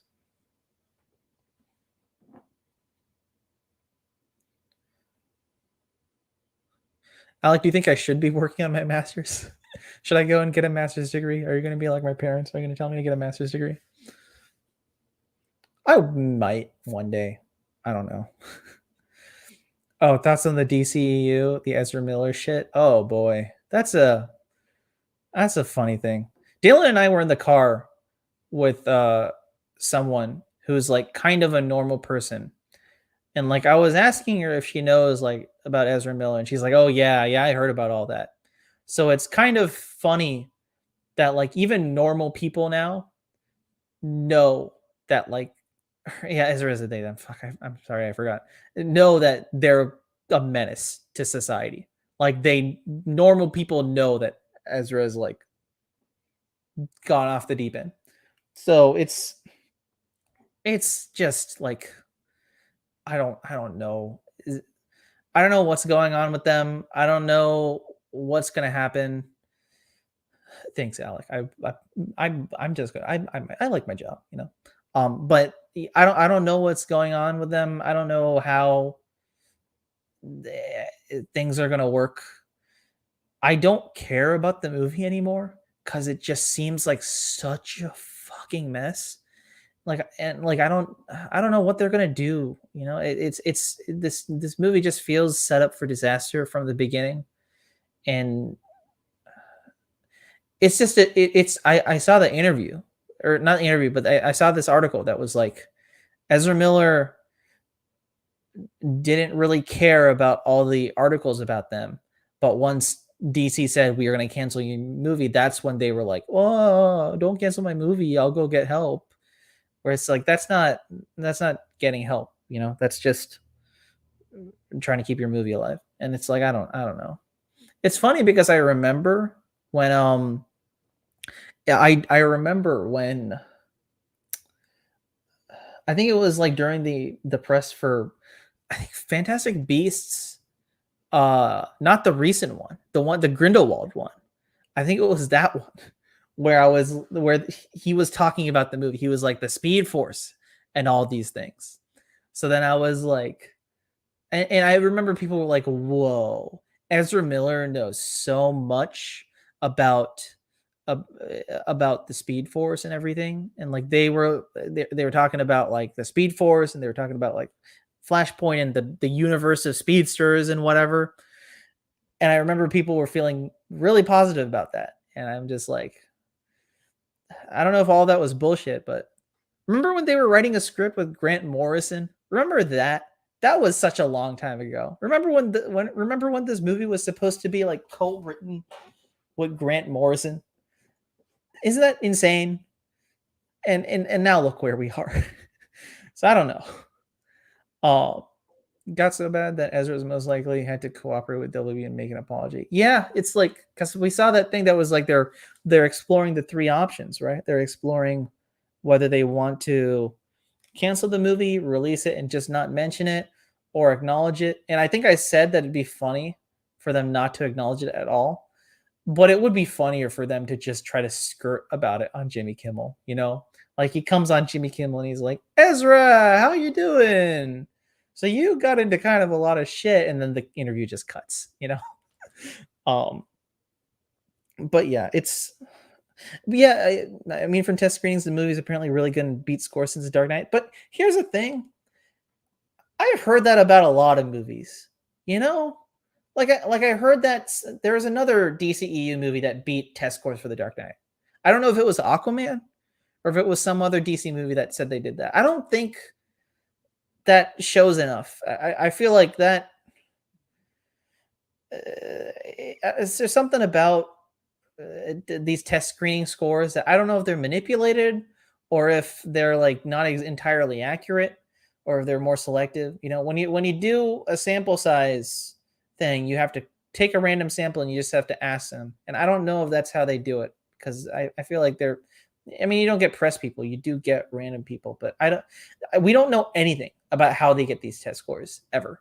You know, the only thing I know about how they get test audiences is that David F. Sandberg video where he talks about it.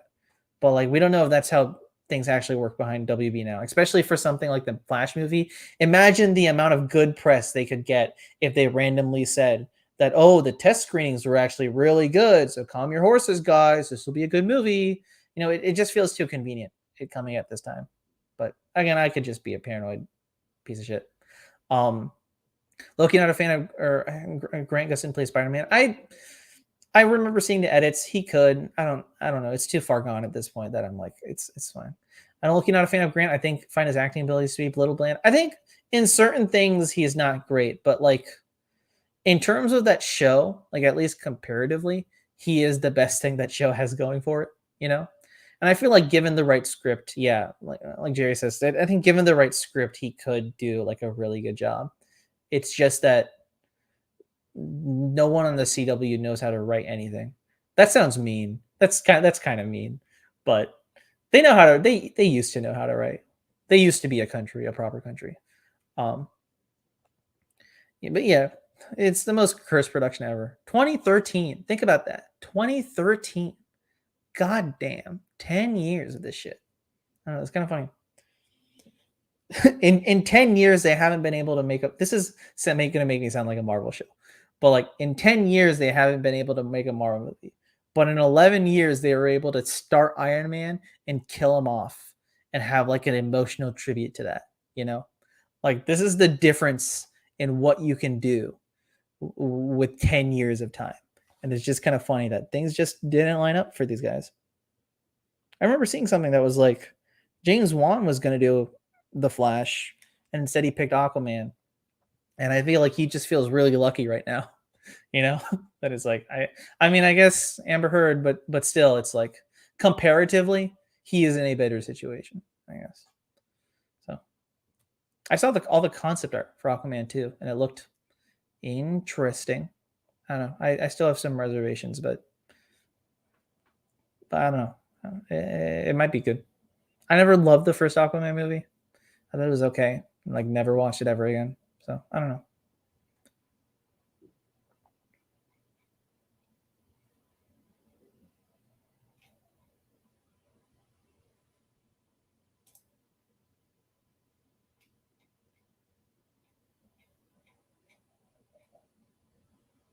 There we go. I thought I got a message from someone. Have I seen Nope? No, I have not seen Nope. I should. I will see it soon. I I'll try to watch it actually this week. I'm gonna try to watch it before we record Fanboy Talk because I want to.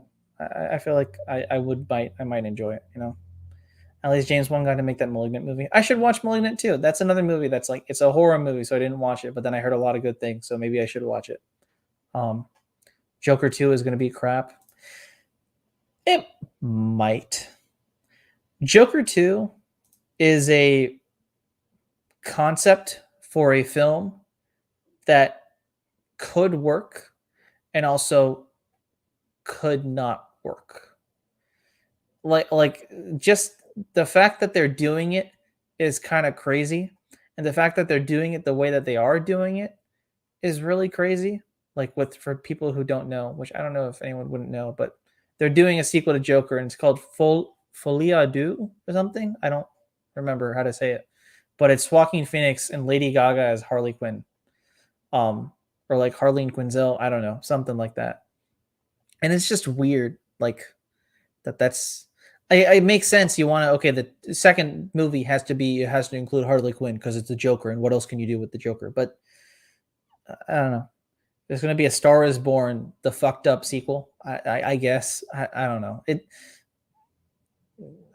It's creator driven. It seems so. At least it's got that going for it. But I'm not super excited for it. I'm just like cautionary, cautionistically. No, I think cautionistically is a word. I'm really running out of words, but whatever that word is, I'm like that. I'm carefully uh, I'm, I'm I'm I'm carefully like mildly excited for it. Joker 2 should have just been Joker should have been standalone. Yeah.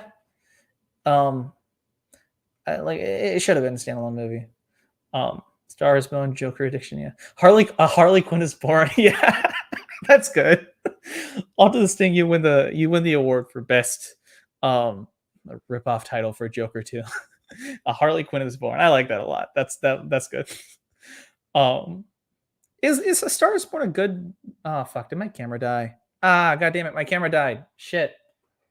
Wait, I can fix this because I just need to sub the battery. And that might fix this. Give me a second, guys. Don't leave yet. Give me a second. For the record, I use a Canon, as you can see from the EOS webcam utility. I don't like this camera, but I actually kind of like this camera. I mean, this quality is like decent, right? You know. Let's see if this works. No, shit. There we go. Can you guys see me?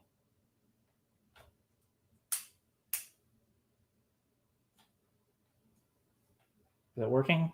No. Come on. Come on, do the thing. Do the thing.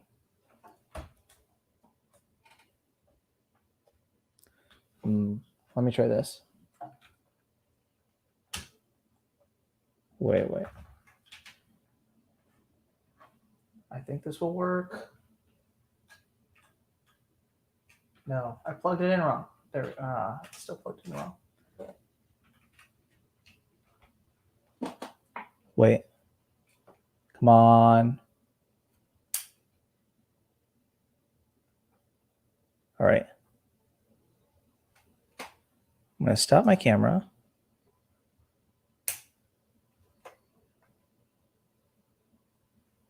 I'm going to move this to...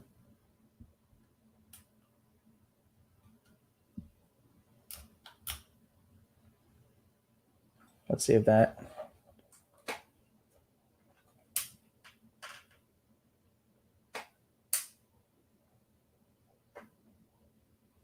Come on. No! God damn it. Let me figure out first what's going on with this camera. It's still the battery's just showing up low. God damn it. Okay, here's what I'm going to do. This is where we have a backup webcam. If you realize now, this is why I don't use this camera for the podcast. I would use this camera more for the podcast, but I don't, just because it sucks like this. Like, it really is just a bad. It's just a bad all around experience looking this thing up.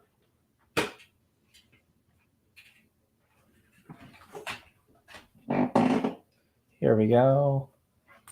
Come on, tell me this works. It's gonna be like really dark for a minute, maybe. And it's gonna be a different angle, but that's okay. Camera. There we go. Now you get more of my room.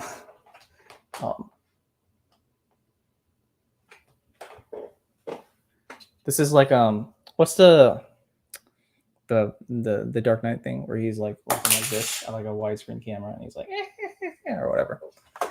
There we go. Sorry, it's so goddamn dark. Man, you can see more of my room now. I literally keep all my decorations only in this corner and never past this corner. It's kind of a problem, but this up. Give you guys a little bit more light. You guys can still hear me properly, right? Is the audio still okay? I don't know if the audio is ever okay. Sometimes it like messes up a little.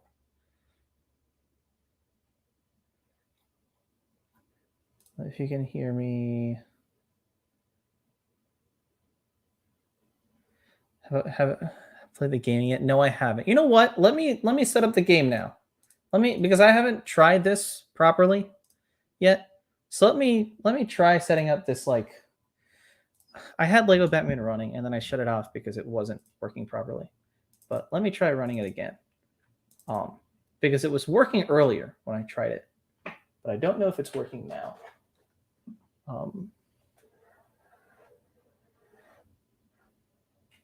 There. You guys can see me all right? And yeah, okay.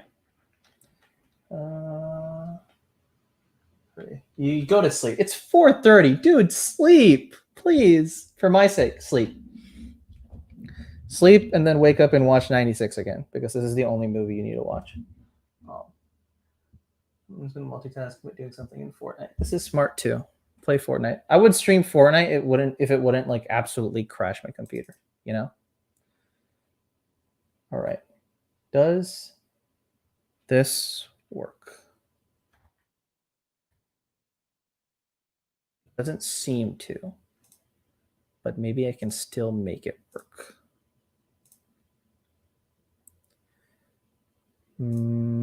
Not this one. This one. Yep. Okay. Okay. It seems like it's working. I mean, you can see my mouse, but okay, now you can't see my mouse. It's way too loud. Can you guys hear it though? Thanks.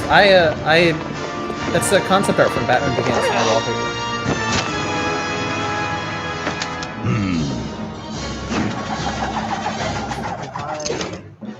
I'm gonna.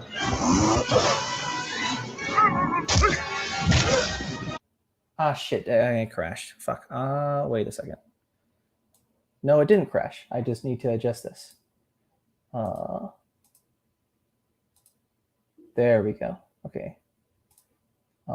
Yeah, this is I took like Batman Begins art and then I like HDified it with one of those like HDifier things. And I think it worked out pretty well. Okay. You should be able to see this. Yes. I think it works now. It's the Lego game from is there any reference to the game in the movie? Like, I don't remember any, you know? Also, I'll turn on music for everyone.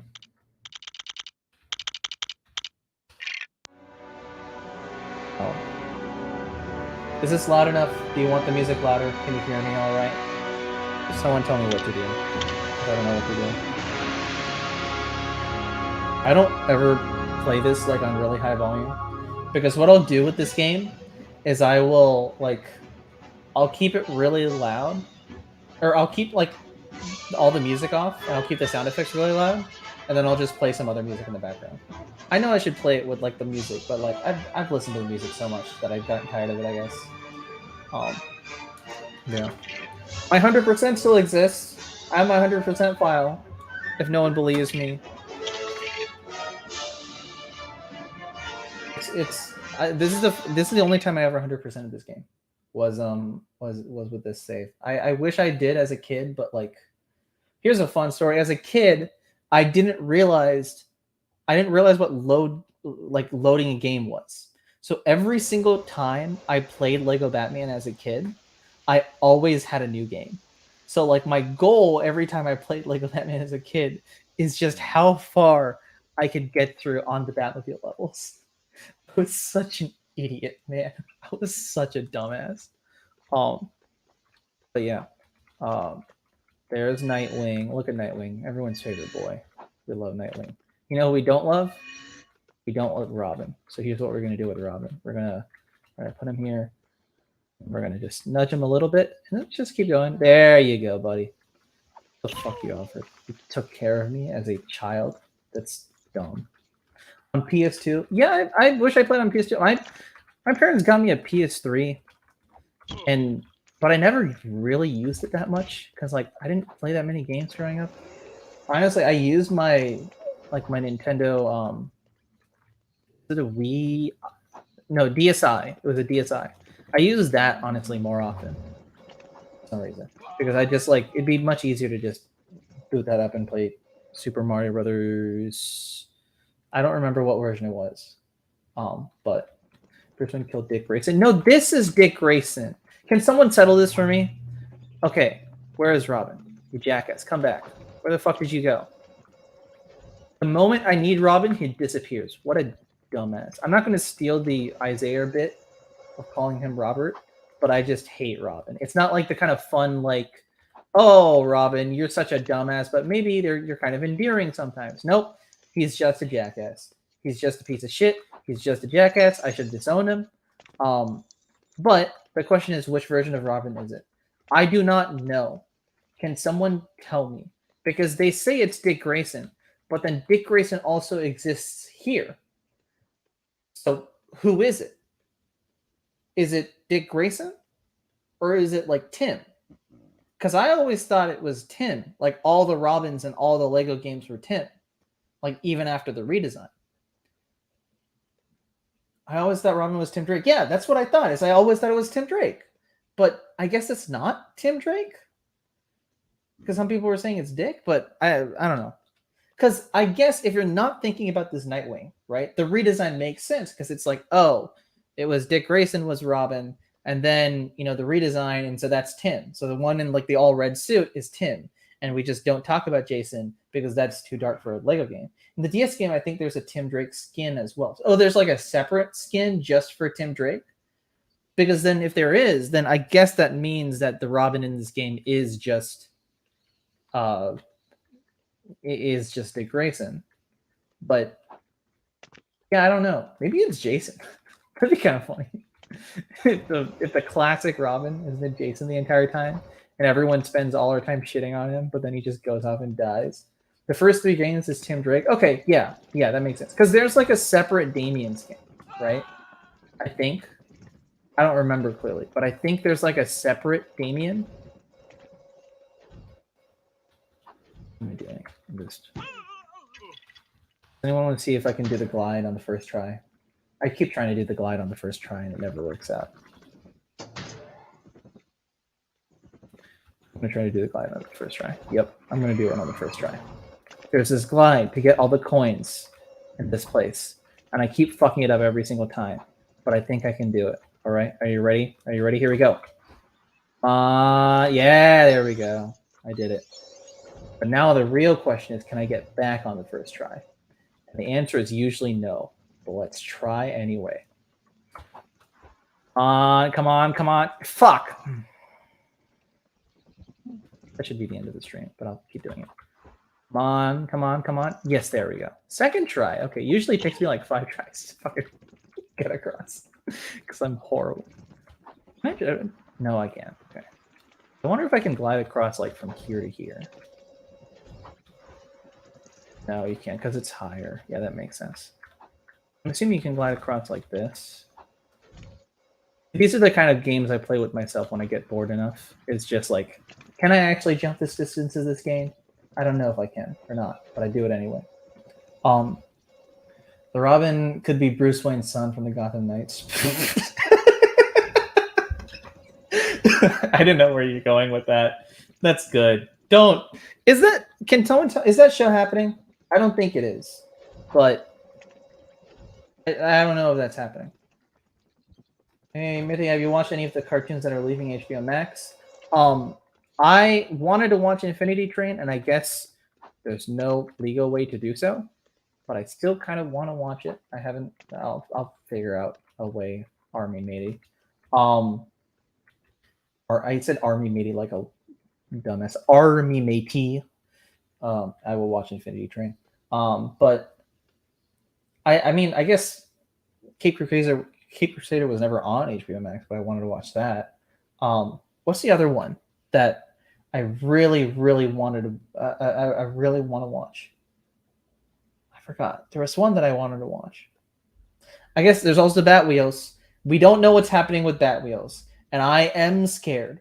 For the record, I am very scared because is it gone? Is it still happening? I think so, but I'm scared. So yeah, Bat Wheels number 1, always number 1. Bat Wheels. I have been watching Harley Quinn. It hasn't been canceled yet. My Adventures of Superman. That's what it was. I was really excited to watch Adventures of Superman. I think it's still happening. I never got a clear answer, but that's the other one that I was like, okay, I really want to watch this. Because Jack Quaid was saying it's like Superman that's just like honest and caring and just like a cool dude, which is what everyone wants out of Superman. Bat Wheels is not getting axed. Fuck you. No, it's not. Is it actually? If it's actually, that's like my content for like the next month. It's just mourning Bat Wheels. If Bat Wheels gets axed, I will genuinely make a video essay about why maybe not a video essay, but like a video of me to the camera about like how I'm upset. I'm actually excited for Batwheels. There is a bit of an ironic part to it, but like genuinely, it's Ethan Hawke Batman, and it's just the cars, and it looks like it's kind of a fun show. You know, it's animated pretty well. Like, there's nothing that's wrong about the show per se. You know, like a lot of these shows will sometimes just have one thing that's like stupid, but like it looks like a fun show. So I am excited for Batwheels. I want that to still happen. They animated probably a lot of it already, so I'm assuming it still happens. You know, hop in a mission. Yeah, let me hop in a mission. Which, Alec, it's up to you. Which mission do I do? Tell me which mission I do.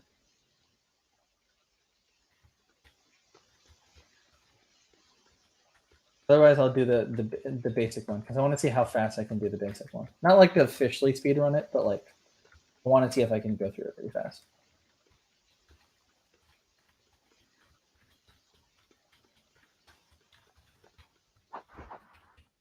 Wait, did I just do that? I've never done that before. No, what was it? Oh, is that something you can only do in the I think Killer Moth level gets my vote. Okay, yeah, I'll do the Killer Moth level. Can it? Is this only a glider tooth thing? I've never done this as Batman before.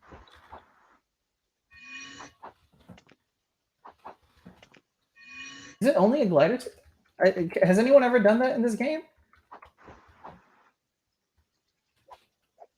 It's like I've never done that.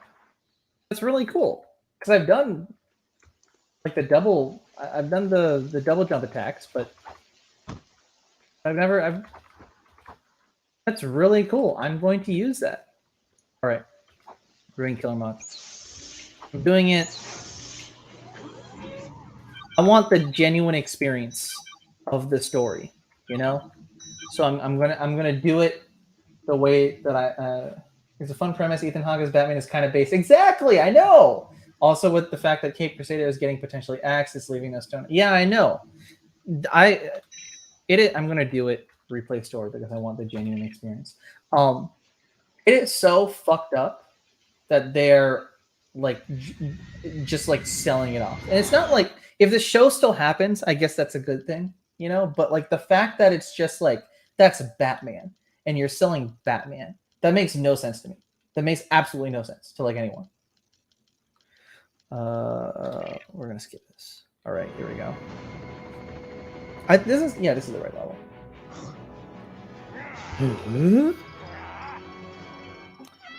Look at them. Best couple in the world, according to like, I don't know, Musically. You guys remember Musically? I remember Musically. I remember when people were like, what's TikTok? That was a good era when it was just Musically, and Musically was cringe. And then TikTok came out and everyone thought TikTok was cringe. But now TikTok is based, I guess. I don't know. Ethan Hawke has had a good year for his career. Yeah. Black Phone, Moon Knight, and animated Batman and Batwheels. It's a very diverse career. I'll give him that. Yep. Because I remember, was Musically a spinoff of or it was TikTok a spinoff of Musically? Is that right? I thought that was the case, but I could be wrong. Look at him. The reason this level is so good is because I mean it's just a well-designed level, but it's also just you're chasing a dipshit. Killer Moth is such a dipshit that you're just chasing around this guy. It's like terrible. He's terrible at what he does. He doesn't know how to do anything, for the record, and he's scared of you, so he's running away. Daughter has also become something of an icon. Yeah, because like, I mean, I don't know if she's. Maybe I think Maya Hawke is bigger than Ethan Hawke to like young audiences because of Stranger Things. Like not actually, you know, like Ethan Hawke. Fuck you. I should not have died. Ethan Hawke is still like a bigger actor, but like I think more young people know about Maya Hawke. There you go. Did Robin kick that guy's ass? That was weird. Isn't Maya Hawke also coming out with a movie recently. I think I saw something about a movie with her and the Riverdale girl. Maybe it was shots or it was a trailer. I don't remember, but it did not look interesting. But I just remember I heard about it.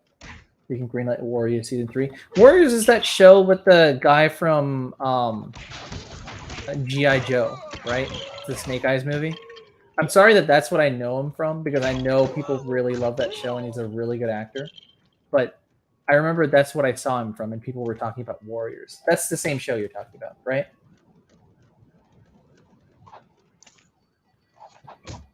Play the game.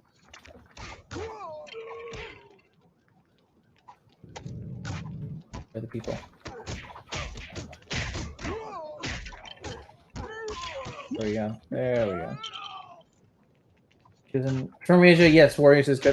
Yeah, maybe I should watch Warriors because I saw it on HBO Max. And I heard a lot of good things about it, but I didn't hear enough good things about it. But maybe I should check it out. Also, then one that sound was she the feet girl in Once Upon a Time in Hollywood? No, she was the one the one murderer who left, right?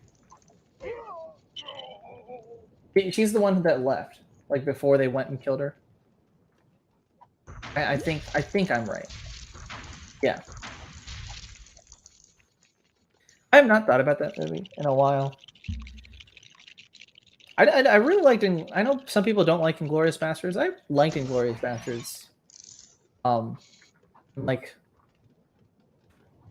it's not that I didn't like Once Upon a Time in Hollywood. I thought it was really good, but I don't know. It just didn't feel like perfect to me. Still a good movie, but she was a feet girl. She was, or she wasn't. But yeah, she ran. Yes, yeah, that's what I thought. It's a good movie. Like I mean, obviously the opening scene, but then just beyond that, it's just a well put together movie that you can't really see what happens as things happen. And I feel like I don't know. It's just a really good movie. I want to watch it again at some point. What did I do? What do I need to do? I need to turn this on. How do I turn this on? Oh, that's what it is. Why didn't I not know that? I've played this game like 15,000 times. I should know that. Alley-oop. I wonder if you can get civilians to ride that fan. I don't think you can, but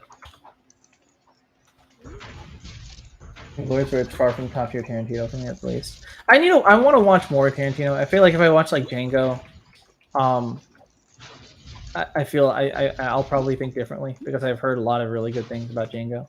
Isn't that like his favorite for a lot of people's favorite of his?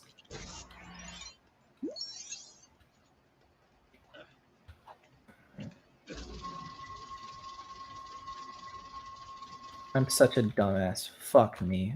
I'm so stupid. Why did I do that? I feel like an idiot now. I feel like an absolute buffoon. I feel like even more of a buffoon because I try to get Robin on the goddamn plate. I'm an idiot. There we go.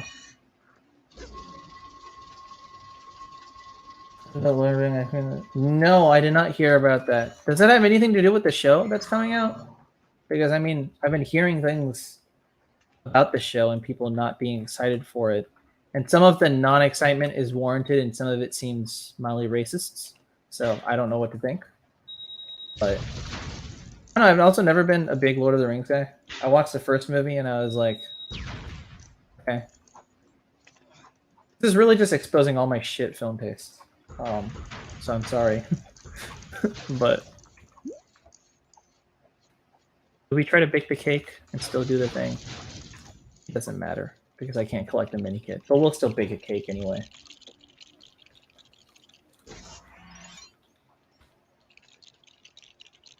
This game is full of just like random dumb shit that like doesn't make sense, but still is perfect. Like, look at that. Batman just baked a cake. He doesn't do that in the fucking Nolan trilogy.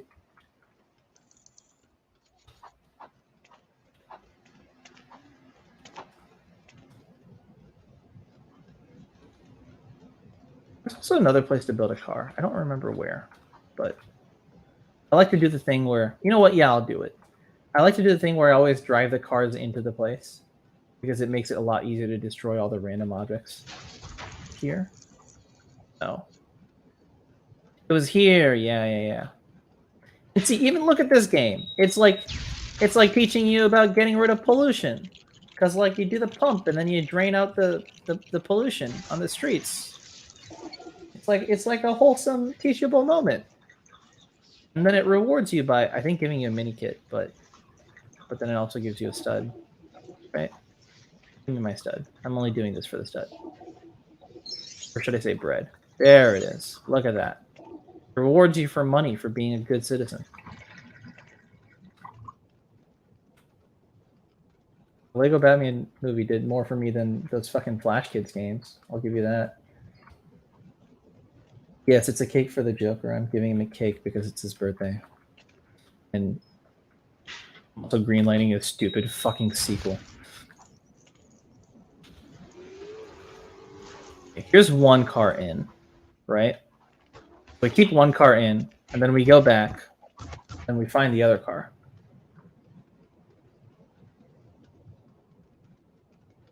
Where's the other car?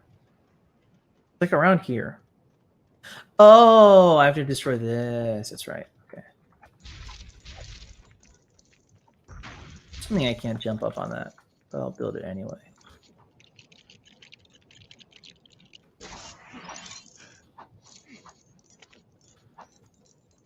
Yeah, because I have to like glide from there. That's right. I don't know why I'm forgetting so much about this game. Do you think Young Justice peaked in season 1 or season 2? For me, it's the peak. Like season 1 is the peak for you? Because I did at a point in my life, I think I enjoyed season 2 more than season 1. But as I revisit the show, I don't think season 1 is the peak a little. Season 2 gets shit on sometimes, like unwarrantedly. It's still a very well thought out season. It does what it's trying. The plot's like a little messy, but it comes together at the end really well in a way that I guess you'll see from the video. I don't think season 3 does. I think that's part of the show is like they try to lean into this very plot focused tone that doesn't necessarily mean good character writing. And that's my take on it. Season 2 is peak for you. Yeah, that's what I use. I think I enjoy maybe some of the character moments a little bit more in season 1, but season 2 is a great season, and I feel like people don't give that enough credit. But it's a really good season. Need to break these, right? No, I don't need to break them yet.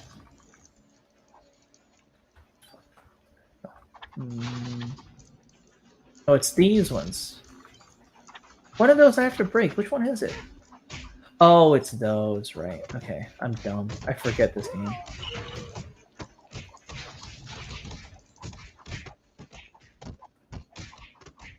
I push this yet? I don't remember if I can push this yet. I said I was going to drive around, right? Yeah, let me drive around. There we go.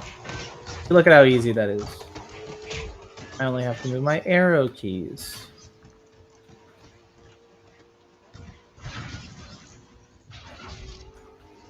I guess this is easier if you're playing free play, but why can't these break? That's dumb. Looking back, I'm not too big a fan of the big time skip between season 1 and season 2. Here's the weird thing. If you're watching the show now, I think it makes sense because you're just like binging everything. It's like, oh, it's a new season, so they did something kind of drastically different. If you're watching the show back then, there was no jump, I think, between seasons. I think they were all like showing on, was it Cartoon Network? I think it was Cartoon Network. They were all showing on Cartoon Network just sequentially. Like they had greenlit 2 seasons and they were showing 2 seasons, and that kind of was it. So imagine you're watching this show like day to day, or like not day to day, but like week to week, right? And you're just catching every new episode as it comes on, and then just all of a fucking sudden, it's like, oh, huge time skip. Like I feel like if you were a kid watching it when it came out, that would throw you for a massive loop, you know? Like you're watching this show and they're all kids for like 17 weeks. They're all kids and it's fun and you're watching the show about them all being kids. And then all of a sudden it's like, nope, they're all adults now. So I think in context of that, it doesn't work as well. I feel like when you watch season 1 and then you give it a little break and you watch season 2, I think season 2 feels a little better because that jump feels a little bit more natural. But yeah, I don't know. I get when people have problems with the time jump, I understand. I don't have as much of a problem because I still enjoy the story. I just think it takes a while to get started. Season 2 takes a while to get good, but once it gets good, I think it works. It wasn't built up in retrospect. Yeah, it just kind of jumps all of a sudden, like with no rhyme or reason. Because it's funny because it's like, God fucking damn it, I hate myself. The season ends. Season 2 ends with that whole thing of like, where were we for 24 hours? We were gone. Where did the Justice League go? And that's like the whole thing that the season ends on. Then all of a sudden it's like 5-year time jump, you know? So it's like that doesn't track as well as it should. I'm supposed to break this, right? This is one of those things where it's like off to the side or whatever.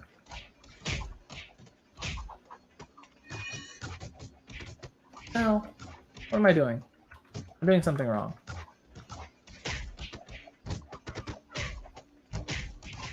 What did I do? Isn't this... Oh, I'm so dumb. It's the bomb. I'm a dumbass. Who's my character of the original cast? Or like which one's my favorite? I mean, the easy one is Wally, but I really love what they did with Dick Grayson in that show. Yeah. I think my favorite, the easy favorite, is Wally, just because I feel like, I mean, it's such an easy thing. It's the one that everyone talks about, but the way they did Wally and Artemis' relationship was just like the best. You know, just watching that as a kid. Which is like, I don't like that kind of stuff watching it as a kid, but it just works so well for the show they're in. But I guess aside from that, I mean, I just really love the way they developed Dick in that show. And one of my problems with, I think, season 4 is that I feel like they don't really do anything with Dick Grayson. At least like season 3 does some stuff with Dick Grayson, which is kind of fun, but I don't know. Yeah, Superboy's a big favorite. I don't know why I never related with that, I guess, but I feel like he is one of the best written characters, especially in season 2. No, season 1. I want to say I remember more of him in season 1. I think in season 1 they do a really good job writing his like anger issues in a way that I feel like is probably really poignant to a lot of kids growing up. I personally never related with it, but I can see how it worked for a lot of people. Right, dumbass Robin gets a suit. Here you go, Tim/Dick/Jason. All 3 of them were like, I think, a thing at the point this game came out. I don't think Damien was a thing, but I do think all 3 of them were a thing. Like, I don't ever remember, like, are there any stories from like the 90s where the Robins just straight up teamed up? I don't think so, right? Does anyone remember like any comic runs or something where like the Robins just teamed up like as a unit? Like from the 90s, not from the 2000s. If we had more comic book people on here, they would answer these questions. But I don't remember anything like that. And like, or Damien became Robin in 2008, yeah. Asked me to do a thing now. That's gonna. I don't like this mission. Indiana Jones is one of these missions too, and it's PC. It's just hard, like because you got to do like this whole thing, and it's like, wait, but he's too far away, so he won't do it properly. Okay, we're close. We're close. Come on, come on. Fuck. See, he just keeps forgetting. Okay, there we were. We're close. We're close. Come on. There we go. All right. I think there's a Lego Young Justice pack and Lego. Yeah, I think it was with 3. It could have been with 3, but it could have been with 4. I do not remember. Fuck, let me think.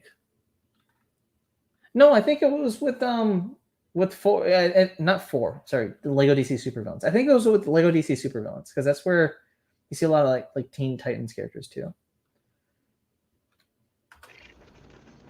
Do you think would have benefited from an arc pod structure like 2003 Titans? An arc pod structure? Are you talking? Because I haven't watched enough of OG Teen like Teen Titans. Is it like the thing where like each season is based on one character kind of thing? Because I know that works in the show, but like also the thing with Teen Titans, the original Teen Titans, is it's very episodic, right? Young Justice started off that way and then lost like a lot of that. I think to a certain extent it's still an episodic show, right? Look at him go. Look at him dance. I'm gonna make him dance a little. With Young Justice, it's like in season 1 you get the Robin arc. Yeah, like but I think I kind of like it in season 1 the way they balance, and it's good I'm talking about this now because I don't really talk about this too much in the video because the video is mainly season 3 with maybe a bit of season 4. But the thing with like season 1 is like each episode focuses on a character, right? Like there's a character to view it through. Like there's the Robin. I'm gonna make him dance a little. Right, make him there we go. Let's make him dance. The season focuses on like this overall plot with Savage and all those things, but each episode still focuses on a character. Like there are clear Wally episodes, there are clear Artemis episodes, but like after the first half of the season, they do the pair ups more. Like you have the Robin Artemis episode, you have the more McGann Connor episodes, you have Wally Artemis episodes.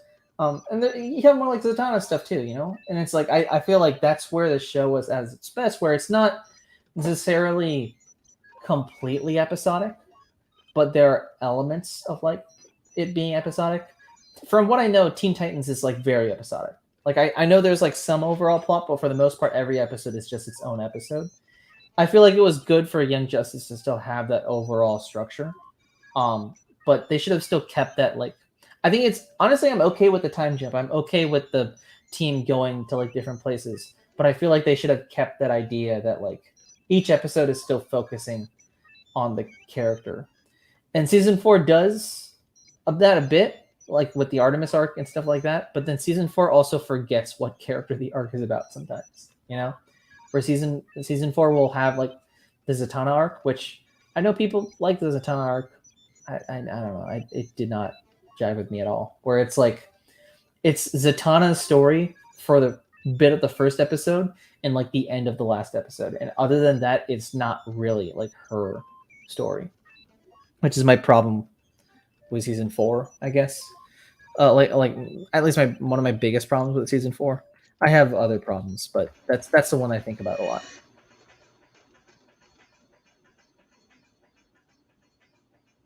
You even had Artemis Tiger in the pack in the. You know, was it DC Supervillains? Because I think it was DC Supervillains, but I do not remember.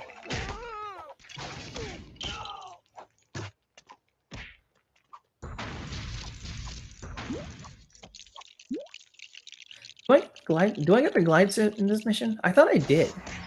I was gonna try out that action move, but I guess I don't. I haven't seen it.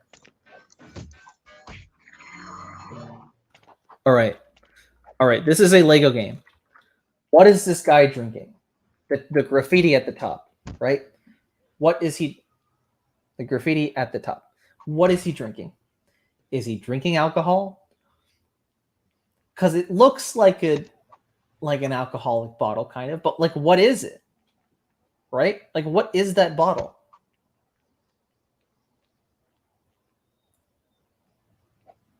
I'm gonna believe it's alcohol. I'm just gonna straight up like headcanon it that they sneaked in and it's a chug. It's a chug. Yeah, that's correct. That's the winning answer. Congratulations.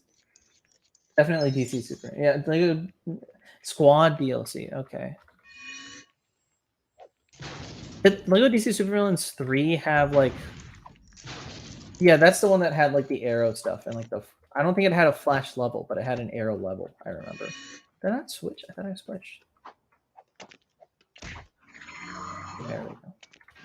Your favorite villain from Injustice? Sportsmaster in Cheshire. Yeah. Also, Aqualad turning heel is kind of raw. Are you talking about like the season 2 twist of like him being Fanta's thing? Because yeah, that was like that part of the story is I think what makes it for me. You know, is the fact that they like went there with the story, and it's dark, but it still works. There we go. Oh, I'm trying to think of who's my favorite villain. Pre season 4, I would have said the kid with the suit. Fuck, what's his name? I don't know why I don't remember his name. Very stupid of me to be a DC nerd and not remember his name. But yeah, like Aqualad's entire arc in season 2, and then what they just do with that whole thing with Dick and with Artemis is like what's Clarion. Yeah, Clarion the Witch Boy. That's right. I don't know why I forgot his name. But that's my favorite part of season 2. Sportsmaster is wrong. Sportsmaster is a really good like the way they. Because I don't know anything about him like in the comics or anything, but like they made him a big deal, and I don't think he's a big deal in the comics, but I don't remember either.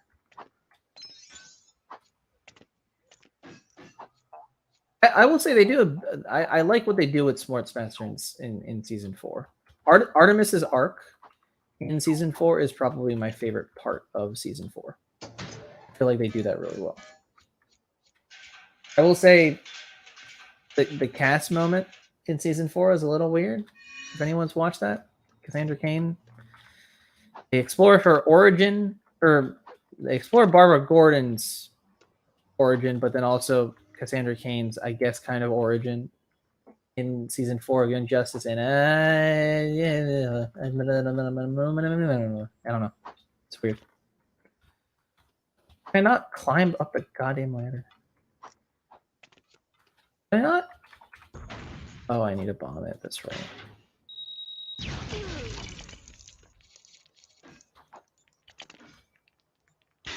Look at how like charming this game is. You know, like this is just like straight up a charming game. It's not too heavy on like the effects. It's just like a charming little game with like simple little activities. And I like DC supervillains, but it's just such like it's kind of a bloated game in my opinion. You know, it's like there's a lot going on. It's a good game, but there's just way too much going on in that game for me to like focus on something. And I feel like that's what makes this just so much more rewatchable or replayable. Is because it's just like a fun, charming game that you can just sit and play and not think about the game. You can just do it like on autopilot almost. Sportsmaster is a JSA rogue, such an obscure character. Okay, I didn't know he was a JSA rogue, but yeah, I assumed he was obscure because I didn't remember seeing any stories with him. But I think why can't I jump off? Let me jump off. Let me pull up. I was gonna say let me pull a Homelander, a Homelander's kid, but that didn't work.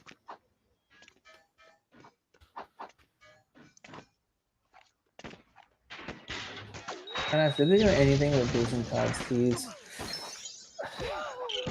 You want the answer? I think my sigh is kind of the answer. Actually, it's kind of not an answer because you could take it as a bad thing. The answer is they don't. Yeah, they don't. And like maybe they should have, but also that would have been even more of a mess.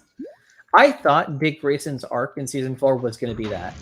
And then they didn't do that because Dick Grayson's arc is the last thing that happens in the show, and it like just doesn't become Dick Grayson's arc. It's a whole mess. I didn't hate the finale of the show, but building up to the finale, I was in not a good mood.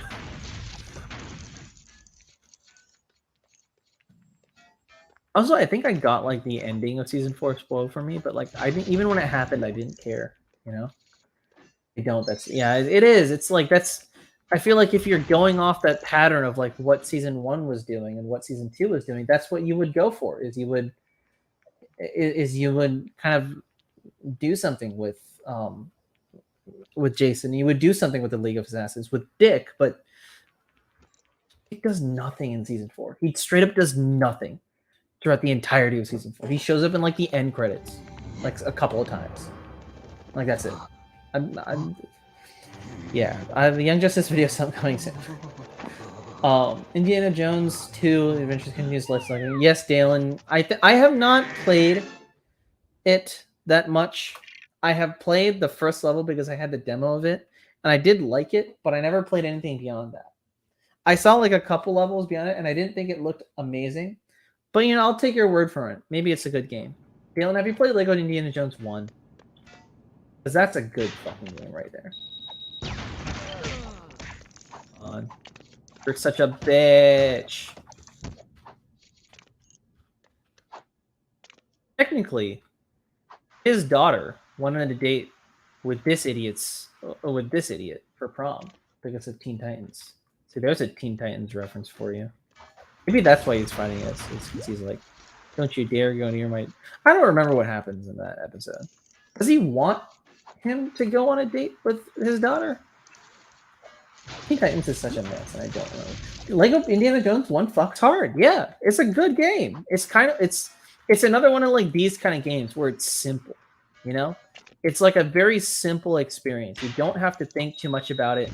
It's just you play it. Honestly, Lego Indiana Jones is probably harder than Lego Batman. I think they eased it up because it's a Batman game.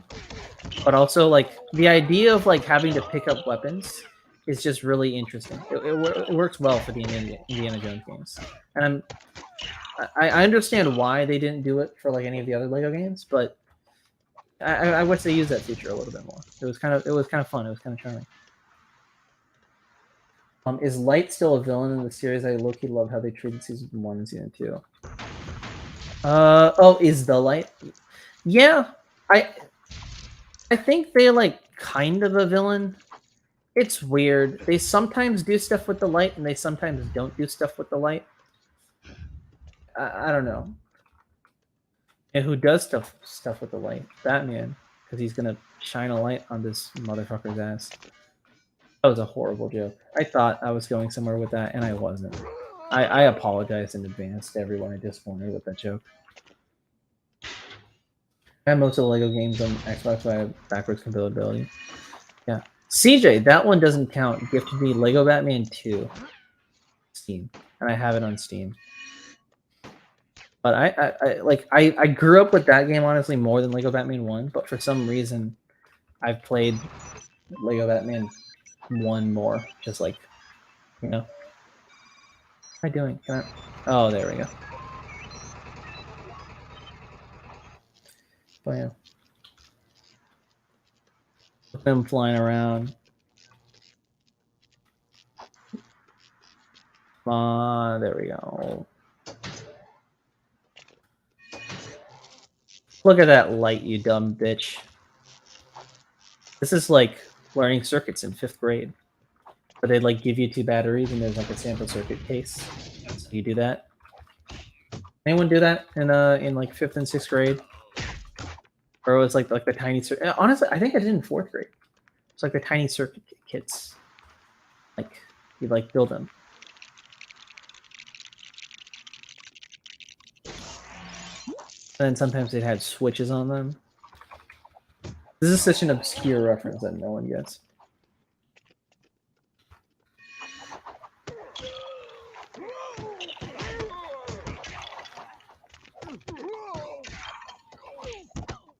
Why do they keep coming? I did like 50 of them.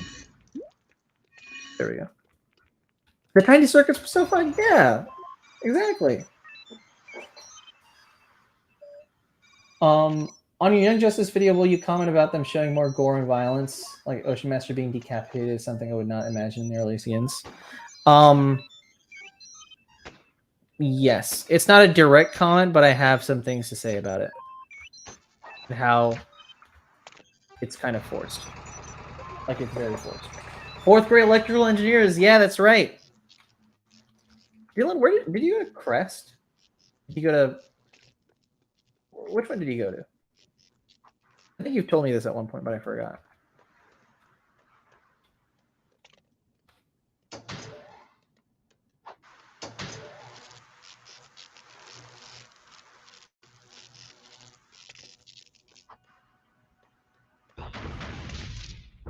There we go. Heights. Okay, you went to Heights too. Were you in Hollowbar's class? Yeah. Okay, I didn't know if you went to Heights too. I maybe that's why I remembered you mentioning it. Yeah. Were you in Hollowbar's class?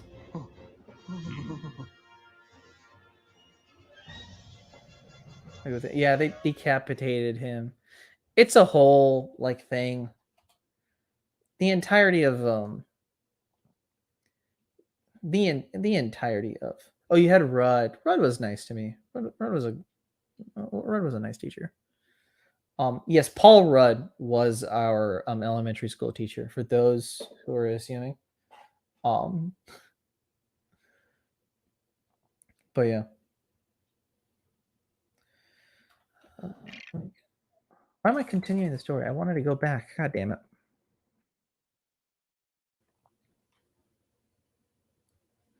Oh yeah, that's right. I think you told me that at one point too. Oh, I'm gonna leave this. I want to go back to the Batcave and look at my trophies. I have to use arrow keys for that one part. It's kind of weird. But yeah. After this, do you guys want me to actually show you guys like 9 minutes of the Young Justice video? I can, if you'd like it. If not, I can just like also work on the video and do it too. It's up to you guys. I have it on Patreon, but only like a couple people checked out on Patreon. I think like one person or two people checked out on Patreon, which is okay. You don't have to pay for my stuff. I have like less than 2,000 subscribers. Look at all these trophies. Look at this. Look at this Wayne Manor. This is like the worst build. I hate this building. Look at it. And you build it up. Stream Coda. No. No, we asked them to stream Coda, Dalen. That's the trick. Is we want them to get Coda's actually like it's like 300 views away from 2,000. So if you want to go watch Coda, go watch Coda. Me and Dalen watched Coda again the other day. It's yeah, it's interesting to see like our evolution. Basically, Ocean Master got decapitated by Lady Shiva by attempting to murder families. The heroes while they were on a baby. Oh yeah. I think I remember that because I remember the thing about the baby shower and everyone being like, "This is fucked up." Yeah, I think I kind of remember that. What is Alto? Think something.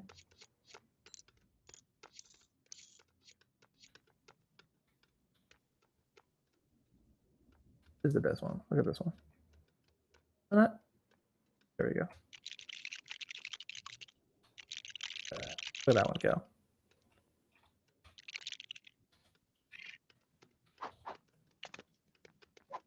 You, Alfred. Beat you again. This is what I like doing in this game. You go to the left, you come back, he's there. Here's another one. Go back. Come back.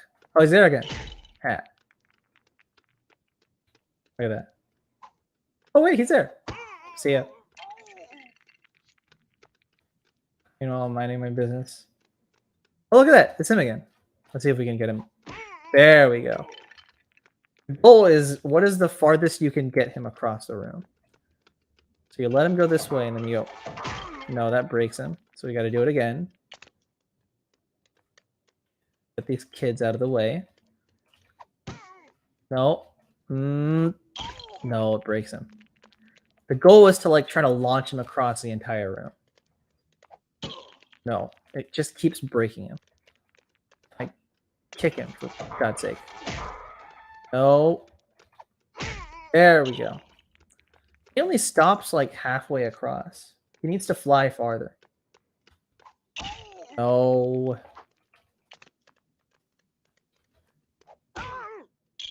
There we go. You got a good way. That was a good distance. He like made it past like this little sunken area. Did the show actually acknowledge Lady Shiva as Cassandra Cain's mother in season 4? I think it did. Yeah, it did. I think it did. Yeah. Yes, it did, because that's part of it for a bit of it. But then, yeah, it is. If you want thoughts on like how Cass should act, because I don't know enough about Cassandra Cain. If you want thoughts on how Cassandra Cain should actually be adapted, go check out Critical Rants on I think he did a video in Cass Cain. Check out his video. But then also just see his tweets about Cassandra Cain, because he has much better takes on like how to do that character justice.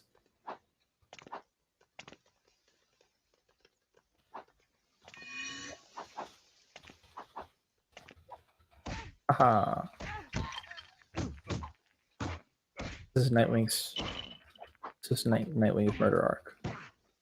This is Nightwing from Titans. That's quite literally Nightwing from Titans. That's also Nightwing from Titans. And that's not Alfred, that's Batman, because they cast Game of Thrones guy. In this house, we don't like Titans, but we can't stop watching it.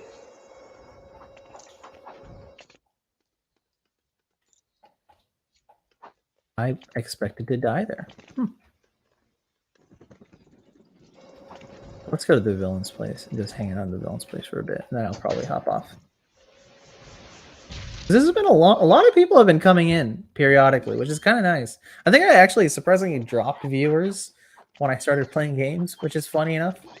But like, we've had a good amount of people coming in, which is kind of because I don't have a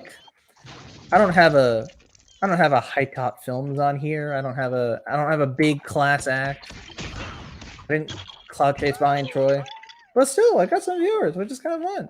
So thanks you guys for showing up.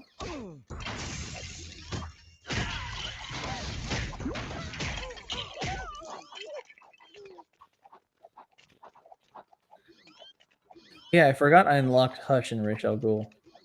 I didn't realize the characters, but I got him through. Look at him. Look at that guy. It's like the design without the jacket. It's like just like I think it says H instead of R on there, but like it's just that Hush design, which is kind of cool. I love dual wielding characters.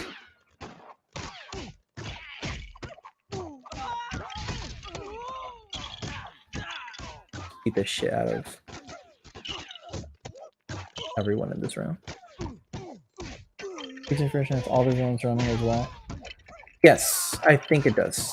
You can't like pull them out of this area, but then you can like play as any of them, you know?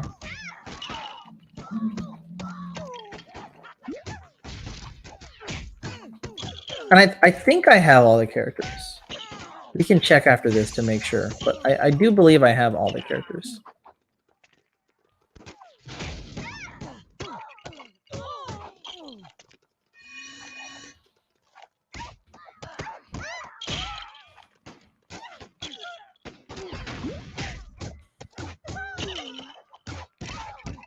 I love doing this. It's just very satisfying. What superhero adult did Young Justice do justice and mishandled? I can't think of any. They did like a decent job with Green Arrow, I think. Like they did justice and then they like mishandled them like after the fact. I'm trying to think. Like I think people were upset with what they did with Batman and Batman Inc. I was kind of okay with it, honestly. I thought like it wasn't fitting for the characters, and honestly it was worse for the other characters who were involved in Batman Inc. But it did make sense for that moment. I will say one thing that like people don't talk about with the Young Justice, and I don't really mention it video, but like it does a very good job building up the universe of characters. It's like they're all equals, you know? Like as Nightwing grows up, he grows more proficient, he gains more respect, and he is like someone who people like treat on par with Batman. You know, and even characters like Black Lightning and stuff where they have like just as much experience. So it's not always just, oh, Superman, Wonder Woman, Batman. Like the Trinity is important, but they're not the only people. Like even in the ending of season 3 where it's like it's Black Lightning, Nightwing, and Batman who are like standing there as the heads of the Justice League, and like Aqualad grows into Aquaman, and like I feel like that fits naturally. A lot of like, even though I disagree with some of the characterization, the actual like moves they make to the characters, the ways they place the characters in the universe, I feel like fits a lot of the time. So I feel like in terms of like mishandling bigger characters, like they don't necessarily mishandle them. They just kind of have them make bad decisions sometimes that don't really work, I guess. Yeah, like Young Justice is like to its benefit and its detriment, is a world building show. You know, that's I think, I don't know if that's Greg Wiseman or if that's is it Victor Cook who also works on it. No, Brandon Vietti. I don't know if that's their goal, is to kind of like focus on that world building and then build the plot around that. It seems like it sometimes, but I mean that's the show's at its best when it is informing world building through the characters, and the show's at its worst when it's informing characters through the world building, I guess.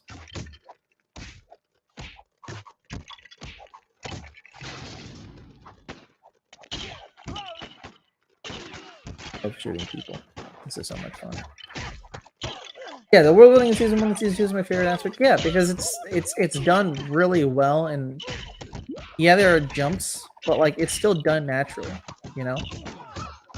Like I love that I love that the sidekicks have a place, and I'll talk about it in the video, but like what they do, like in general, with the idea of these kids feel like they have a place, so they create the Outsiders team in season 3. That is a really good concept, and I feel like to a certain extent it's executed well enough. It's just this idea that like, no, yeah, these if these superheroes existed and they were forming this kind of like general council to kind of help protect the Earth, people would be asking like, where's the representation here? Who are the people to save? Like who are the people to show like young people aren't really represented, you know, because they're all big governmental agencies. But then the point behind the sidekicks originally is just to keep them covert so they can train. But then at a certain point, it's like, no, we want to be in the limelight. We want to inspire young people to kind of make good decisions, because that's what I think. That's what Beast Boy thinks he can do, and that's a really good arc for him, and that still fits in the world building because it makes sense in the story. The problem is just what they do after that, and what they do is kind of nothing, because it gets the show then devolves into plot and granny goodness and the apocalypse shit that I don't feel works on the same level.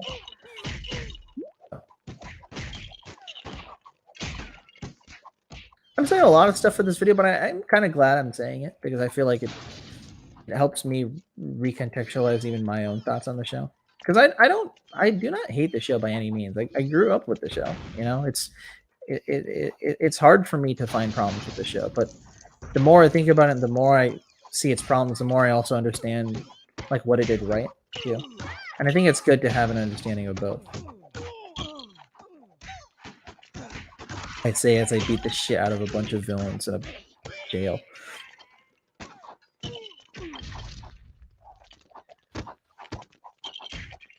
Arkham Origins is so good.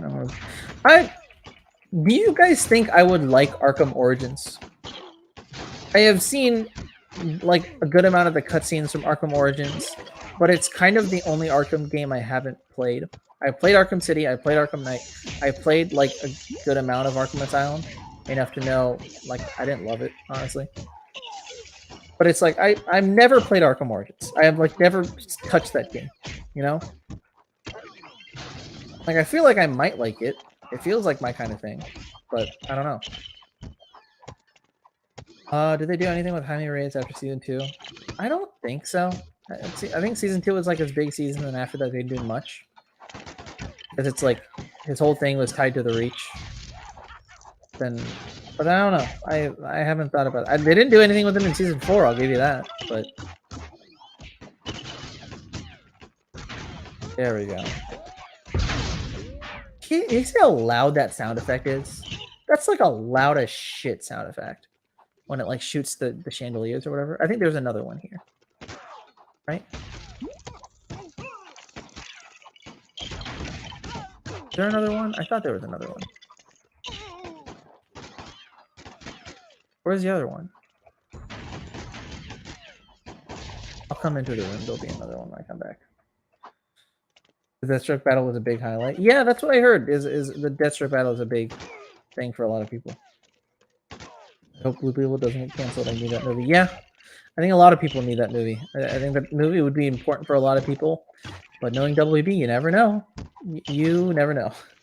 They could pull that shit under a rug just as fast, and it seems like there's nothing we can do about it. But I don't know. I really hope they don't. I'm excited for that movie.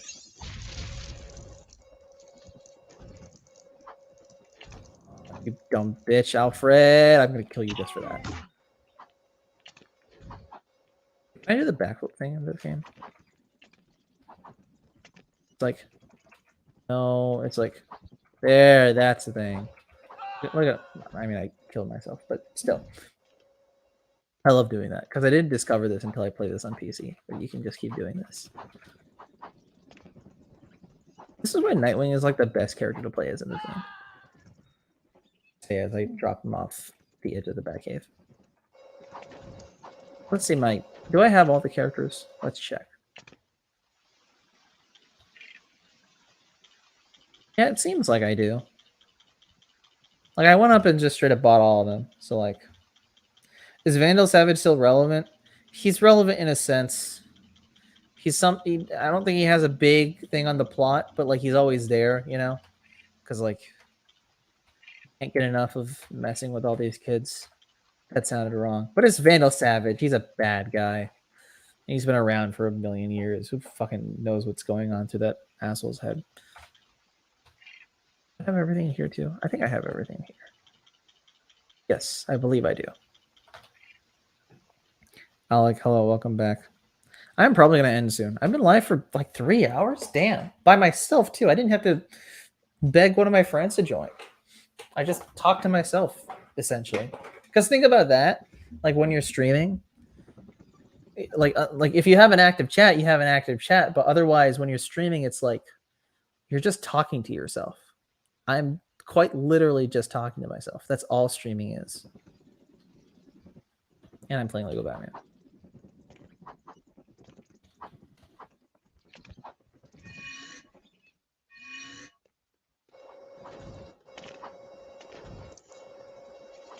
Yeah, I second Dalen. Hello, Alec. I'll say it again.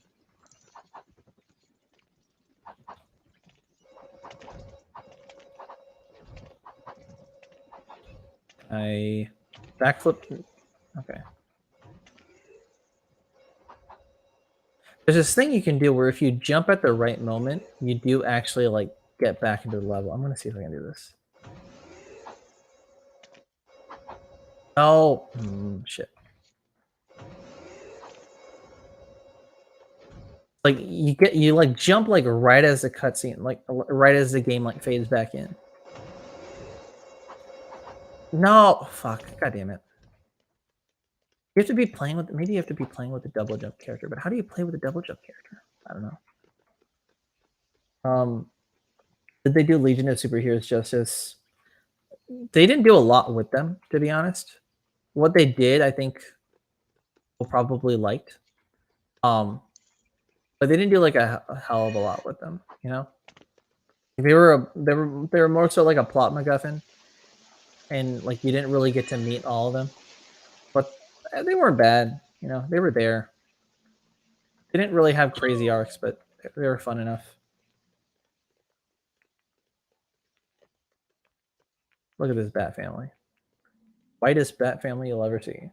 But so I mean, I guess I kind of grew up with this team because I didn't really grow up with like knowing Jason as Red Hood or anything. I always knew just okay, Batman. It's got a Robin, and that Robin turned into Nightwing. Then he got a new Robin, and then there was a Batgirl. That's all I ever knew about Batman. You know, so I think that's partially even the reason I revisit this game so much because it's just fun to buy all these characters and just have them in your Batcave. You know, makes me feel less lonely. I say as I travel up these steps and break Alfred into pieces.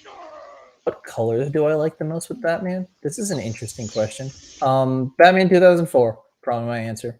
Batman 2004, but like with a little bit of purple. Take his like real shiny suit, right? And then take some of the blue glare on the suit and turn it purple. I think that's my favorite thing with Batman. Because that suit's just like a great fucking suit in general. You know, that's just a really good suit. Did you ever see the Legion of cartoon superheroes growing up? That's how I knew them. Yeah, I mean, I wish I watched that show. I should watch it because is Yuri Lowenthal Superman in that show? I thought I saw something about that. Is it Yuri Lowenthal or Josh Keaton? I think one of them plays Superman or does the voice for Superman in that show. And that got me intrigued because the animation's like honestly kind of similar to Batman 2004, or I don't know if there's crossover. Yeah, Yuri Superman. I don't know if there's crossover between the two, but it's kind of one of those things where like Teen Titans and Batman 2004 have like no crossover other than like Robin, right? And they don't acknowledge Batman that much. So you can like canonically believe like the two take place. The only aspect that doesn't work, I guess, is Killer Moth, you know. But you can say he turned back into a human being and then he had a daughter later or something, you know, and he got real jacked. He got like on his jacked routine, or maybe it's just a different version of Killer Moth. I don't know. So you can always believe those shows are the same. I guess maybe you could do that with Legion of Superheroes because there's like no reference and just be like, okay, they all take place in the same universe because the animation's the same. Weakest aspect of the Dark Knight challenges because it's easy to miss on the challenges. Yeah, I can see that because I do that with Arkham City a little bit, but I feel like it's organized a little bit better in City. I love the Pattinson suit, everything I want in a live action. This is interesting. I tweeted about this. I don't care if anyone wants me playing more Lego Batman, but I'm gonna quit Lego Batman. Look at this. Look at this team. Look at that team of heroes. Look at these motherfuckers. Good for them. I'm gonna pull up the I'm gonna pull up the suits, and we're gonna get your guys' thoughts on the suits before I leave.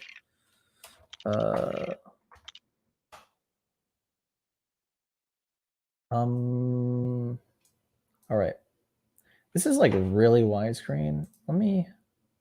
That looks weird as hell. Maybe this is better. I don't know which is better, but look at these suits. The Pattinson cowl is beautiful. I agree to a certain extent.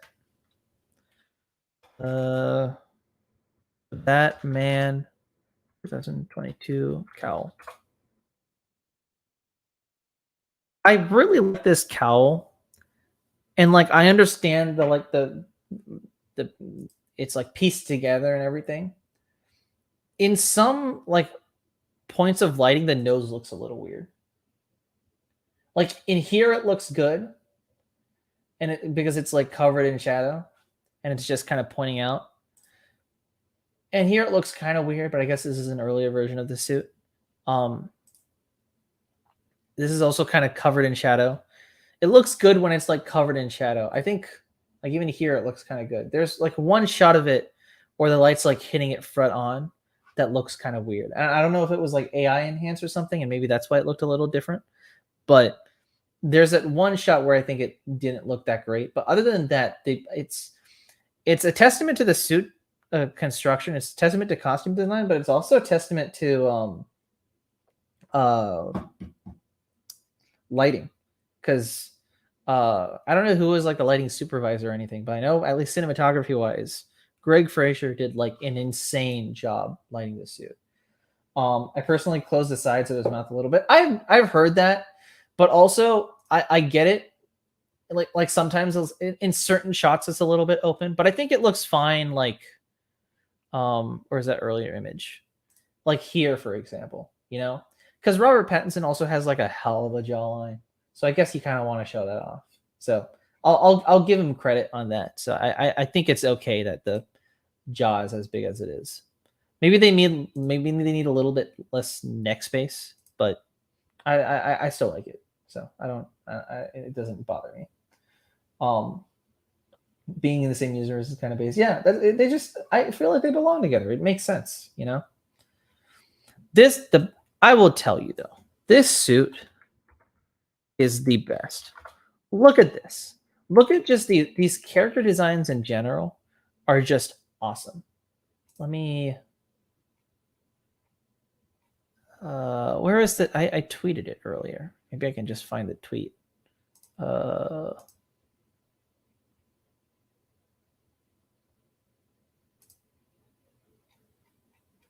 me find the tweet. There it is. Look at the gang. Look at this gang go. This is like these are the best designs. I love these designs so much. If you have a good job, you got to show it off. Yeah, exactly. But like, look at these designs. These designs are like perfect. This Batgirl design is probably my favorite Batgirl design ever. And I like the Burnside suit, but this just has like another element of like cool to it that I just really enjoy. And like I guess it's derivative of the 60s show design. The 60s show? 70s show. I don't the Adam West show design. So like I understand that, but like this show did such a good job taking these like old concepts and then just ratifying them. The Art of the Batman to the First My Favorite. Yeah, it looks sick.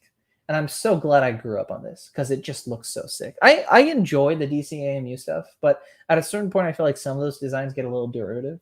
Where I think with this, every single character had like a distinct look to them that I'm still constantly impressed by. Like Batman looks so different from the Joker, who looks so different from Nightwing, who looks so different from I guess Superman looks kind of the same, but looks different from Alfred. Like every character had like a distinct look, and you got to give the animators credit on that. The Robin design is also peak. Yeah, I kind of like this Robin design more than the one in. I kind of like this Robin design more than the one in Teen Titans. I like the Teen Titans one too, but I feel like I like the cape coming down like this because it does that a lot in the comics. Because it's like he's taking that from Batman, but then you still see him, you still see his belt, you still see the green, like he still feels like a unique character. I wish the comic was more triangular with the ears sticking out like the old design. Are you talking about for animated, or are you talking about for live action? You're talking about like for this. I feel the ears are kind of short, like sometimes maybe a little bit too short, you could argue. But like it still sticks out in animation, so it doesn't look like he's just wearing a hood. Like I guess you could have made it more like the animated series line, but maybe they were going for something different. Like here, it's like you can tell it's a little bit too short, General performer bat looking cowl. Yeah, that makes sense. I don't know how much I love the angled thing, but like I understand it. Sleeveless look for Robin, extended arm socks is so good. Yeah, because it's like a little gap, but it's not too much of a gap. I do like it when they give him green pants. I don't always love it when they give him shorts. It just kind of takes it out. I like it when they give him pants, and I like that. Like the top that she's wearing is like I don't know what it's called because I don't buy women's clothing. But it's a good look. It fits her style like really well. Because this is her like makeshift look, right? Batman doesn't give her this suit. This is like her own suit, and you can kind of tell, even though it is like still like, oh, no one would be able to make this suit, but still you can kind of tell. And it looks cool for that. Green pants is good. Yeah, green pants is good. There is that one suit I think in like the Arkham Knight, one of the Arkham Knight like skins for Robin, where they have green pants and it just looks kind of off-putting. But it's about the positioning of the belt. I think that's where it works or doesn't work.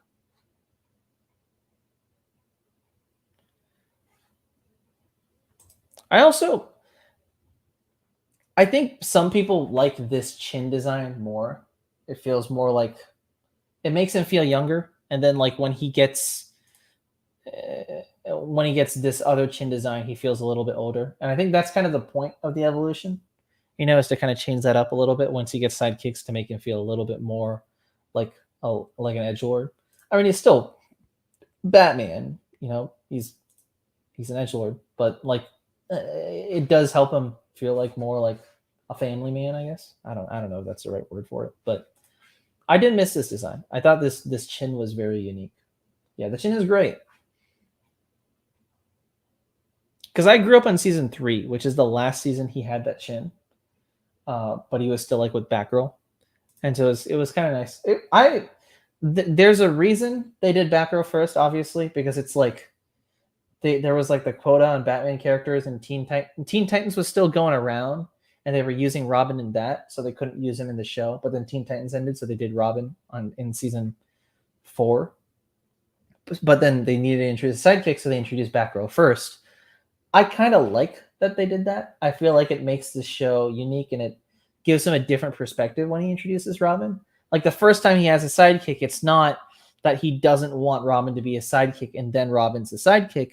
The first time has a sidekick, it's some other person who just is inspired by him. And because of that, he's like, no, I don't want to be like your mentor because I don't want that kind of responsibility and this isn't safe. And then he kind of grows over the course of the season to like having her as a sidekick because they're not living like with each other. They're like two completely different people who just like happen to fight crime together. So to start off with Robin, it's like the first thing he does when he gets a partner is indoctrinates him.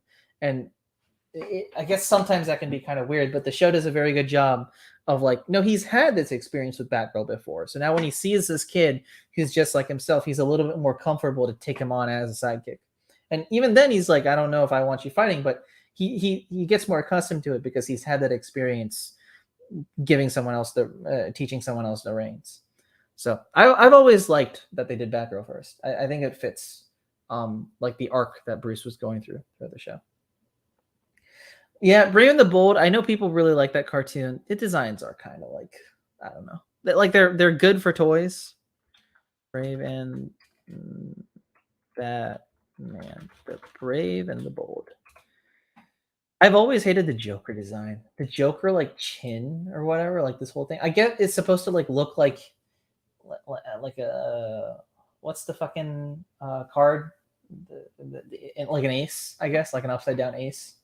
But like it just looks off-putting. I like the Batman design enough. I think the Batman design is a good like mix of camp, but like the 2004 design is just so much more modernized, like in a way that still honors like the Adam West stuff. This is just like ooh campy show. Superman looks great though. Always love a classic Superman. And I did like the show, like bringing Blue Beetle into the loop and like having. I guess I know people don't love what they did with Green Arrow, but still like bringing these characters who are very obscure like back into the limelight was a very good thing. And so I like with Plastic Man and stuff like that. I feel like Plastic Man would not be as big of a deal these days if not for the show. That might just be me, but I think that's the case. But it's not that this was a bad show. It was a good show. I never watched it enough, and I don't know. It never jived with me enough. But there are some scenes or clips here and there that I'll watch that I'm like, oh shit, no, this is a really good show. So maybe I should. Maybe it deserves a rewatch eventually. Yeah, they had Batmite. It's like it's a crazy show. I always never got though that like all of his Batmobile and his props and everything had like the red border on it, where nothing in his theme screamed red. Like only his gadgets were red, but like he was always wearing this like blue costume. I never got that. I know that's such a weird, stupid nitpick, but that's something I've always thought about, just throwing me off a little. What Bruce Tim design do you love? My favorite was Wonder Woman, Black Canary, and Mr. Miracle was my favorite Bruce Tim design. Let me think. Bruce Tim. I have to be careful that it's not the lewd art that he draws sometimes. Um,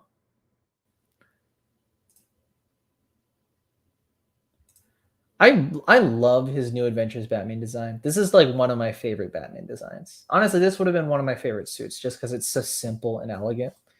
I'm trying to think of what are the designs of his I love. And Batman, I think Batman Beyond is probably his favorite design, my favorite design of his. He did that, right? I think he did that. But the Batman Beyond suit is just such a like the moment you see it's as simple as seeing this image. The moment you see this image of this futuristic Batman, it's like, oh, of course this is a slam dunk. You know, it's as like kind of like it's as natural as that of just like, of course you do something like this with Batman because it's different and it's unique and it sets it apart from the existing like stories that you want to tell. It to me, and maybe there's a video as I hear, the strength of Batman Beyond is as simple as just looking at this image of a young, smiling Batman in a futuristic suit in a futuristic timeline with an old Bruce to guide his way. Like it's as simple as just looking at this image and going, "Yeah, of course this works." And the fact that they've never made a movie about it maybe is a good thing, but maybe it's also a bad thing because it's like this concept deserves more attention. Even though it already has attention, it deserves to be a much more mainstream thing of like Bruce getting old, accepting that, and taking in a protege, and teaching him to be his like own unique hero. Yeah, the suit sucks. The added detail, this suit sucks. This is like the worst abomination ever. I kind of hate this more, but like both these suits are I don't love these suits.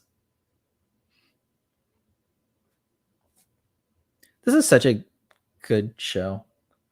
The first season of the show is like a slam dunk. I've not watched enough of the seasons after, but it's just such a it's like just perfect, you know. From a concept alone, even if the execution isn't the best every single time, the concept alone is just such a perfect concept that it's like, of course this works. And the funny thing is, they were kind of forced into making this concept because they were like, oh fuck, we need to make a kiddie Batman show. I guess he's becoming Batman as a kid. They're like, no, wait a second, let's make it like neon and like futuristic, and let's just do a different character, but it's Batman, and the design's kind of cool, and like they put themselves in a creative hole, and then they crawled out of it really well. So he draws a good Martian Manhunter too. Yeah, a lot of his Justice League designs are like really clean. Sometimes I wish they stayed with the black for the Justice League design. I feel like you might be a fan of like the ears here because it's kind of getting to that like that old bat-esque design. Long ears, I usually like long ears. There are times I don't, but I think it still works here. Yeah, the Martian. Well, let me look at the Martian Manhunter design. Martian Manhunter. CAU.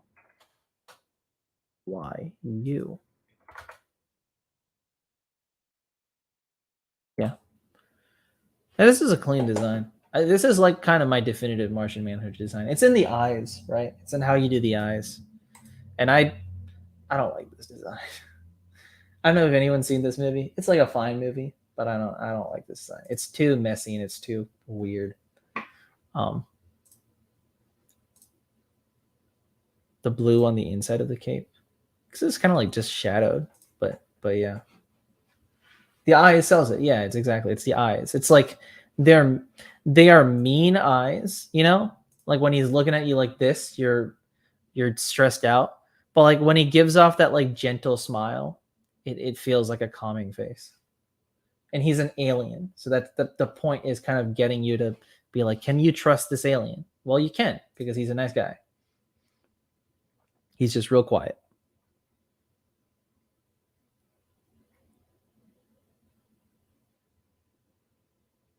But yeah, the eyes definitely sell it.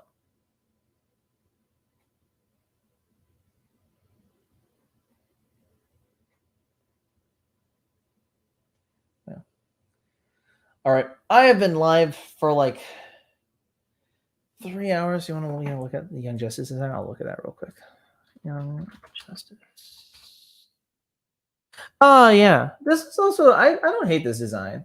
I think it's a pretty good design. I think it looks better here than it does here because they just make the eyes like this now, which is kind of boring. But I've always liked Miss Martian's design in the show for the most part. And it's kind of cool what they did like with her embracing the white Martian stuff in season 3.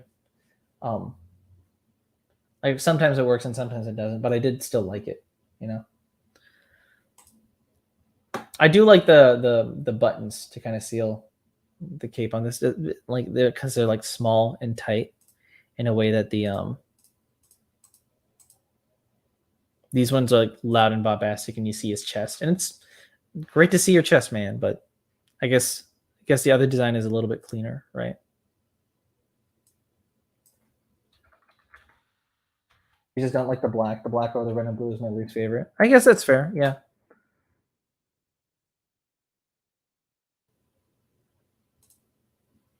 It doesn't make him stand out as much. I'll say that. Like in a way, it feels more generic. It feels very X-Men, I guess. Maybe it's just because it's just straight up an X over his thing, but like the design feels very X-Men, I guess.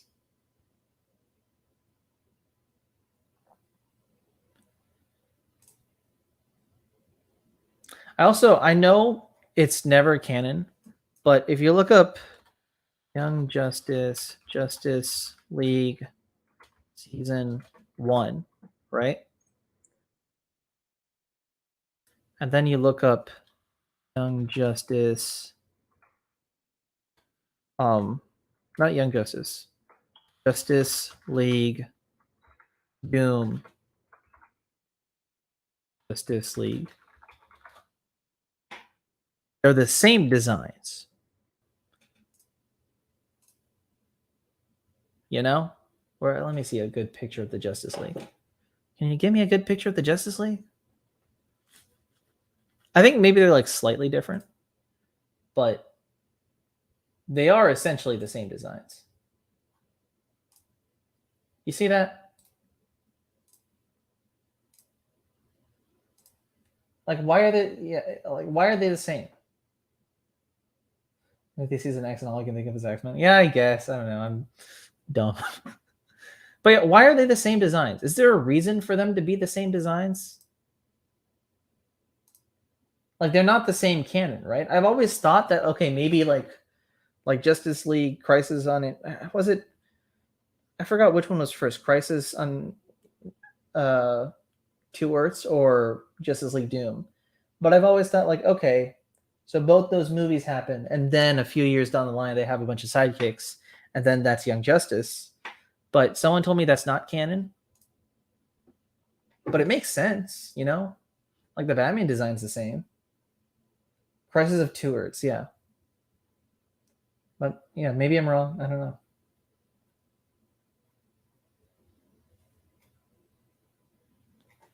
These movies were good though.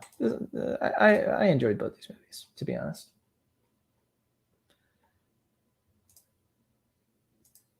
There's that if anyone hasn't watched, there's this if you look up Justice League Doom Batman's plans, there's like a 5 or 6 minute video of like Batman. I don't know if it's 5 or 6 minutes. It's just like a small video of Batman like it's a track of him detailing all of his like plans to eliminate the Justice League, and it's like the coolest shit ever that I listened to as a kid. It's amazing.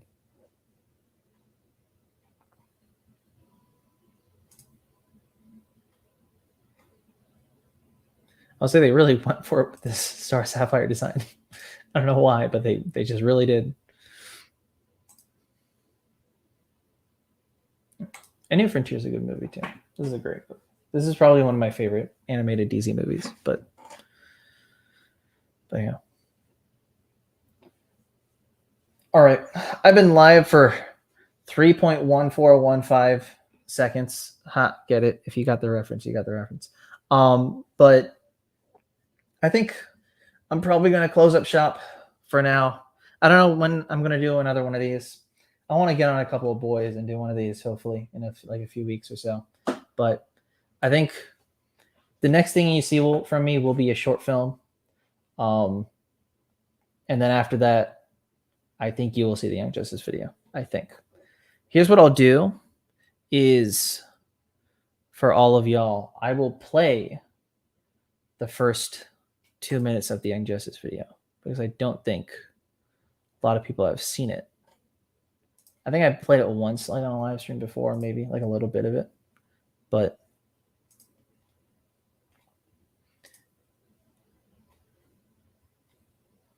because I've reviewed like a lot of that first, like, have a nice night. Yeah, you too. Good night, man. I've reviewed like a lot of the like the first 8 minutes to be a little bit different, but I want to show that intro because I feel like the intro is kind of still the same. If you want to watch it, it should be on my Patreon. But don't feel obliged to. The video is coming soon enough, anyways. But feel free to check out my Patreon. I want to, as I start working on more short films, I want to post like a lot more stuff on there, and I'm going to try to post something soon, anyways. But yeah, all right. I will now play the first the intro to this video. It's like about 3.5 minutes long. So wait, I'm assuming you guys can hear this. Where's Wally? Artemis. I think you guys can hear that. If you can't, let me know. But I am gonna go ahead and play this intro. Wait! Where's Wally? Artemis. He wanted me to tell you. No. No. He loved you.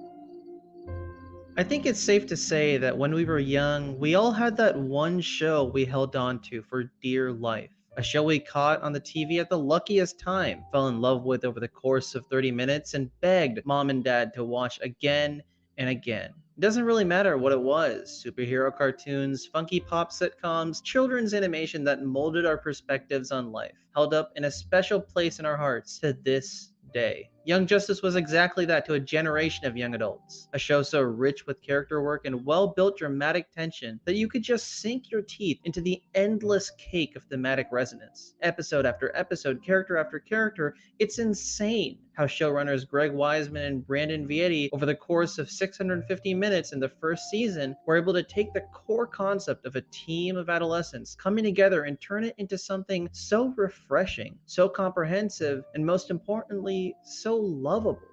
With the second season, Wiseman and Vietti chose a slightly different path for the show, choosing to focus on building a modernized world, still through the lens of the characters we've grown to love now 5 years later. It's insane how even with the mere 7 days between the end of season 1 and the release of season 2, this drastic tension doesn't shock us out of interest. Rather, it keeps us intrigued but engaged, turning to our core heroes to explore the vast world around them. Season 2 ends to culminate this world and its influence on these characters, and in doing so, left us all in tears, yearning for more.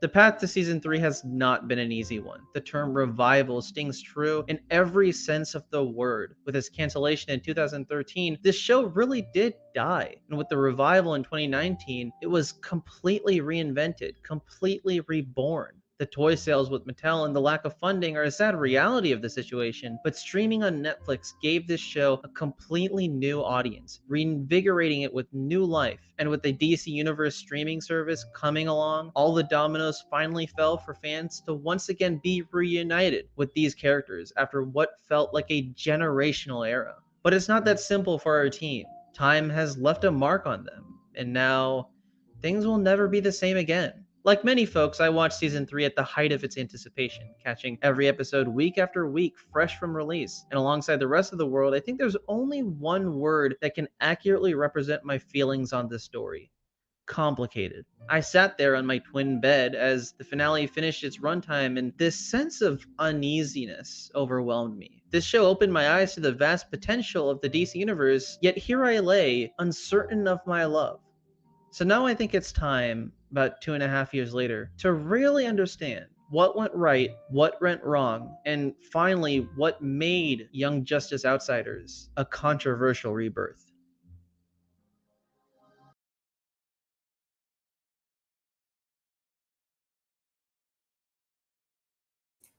I'm so stupid. I muted my mic. That's the first like 3.5 minutes of the video.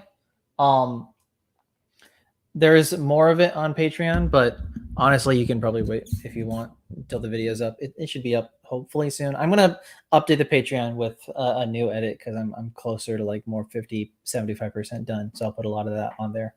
But yeah, thank you guys all for showing up. I got a good amount of people on here, which I'm surprised I did, and I'm really glad I did. My hair is a complete mess. Jesus Christ.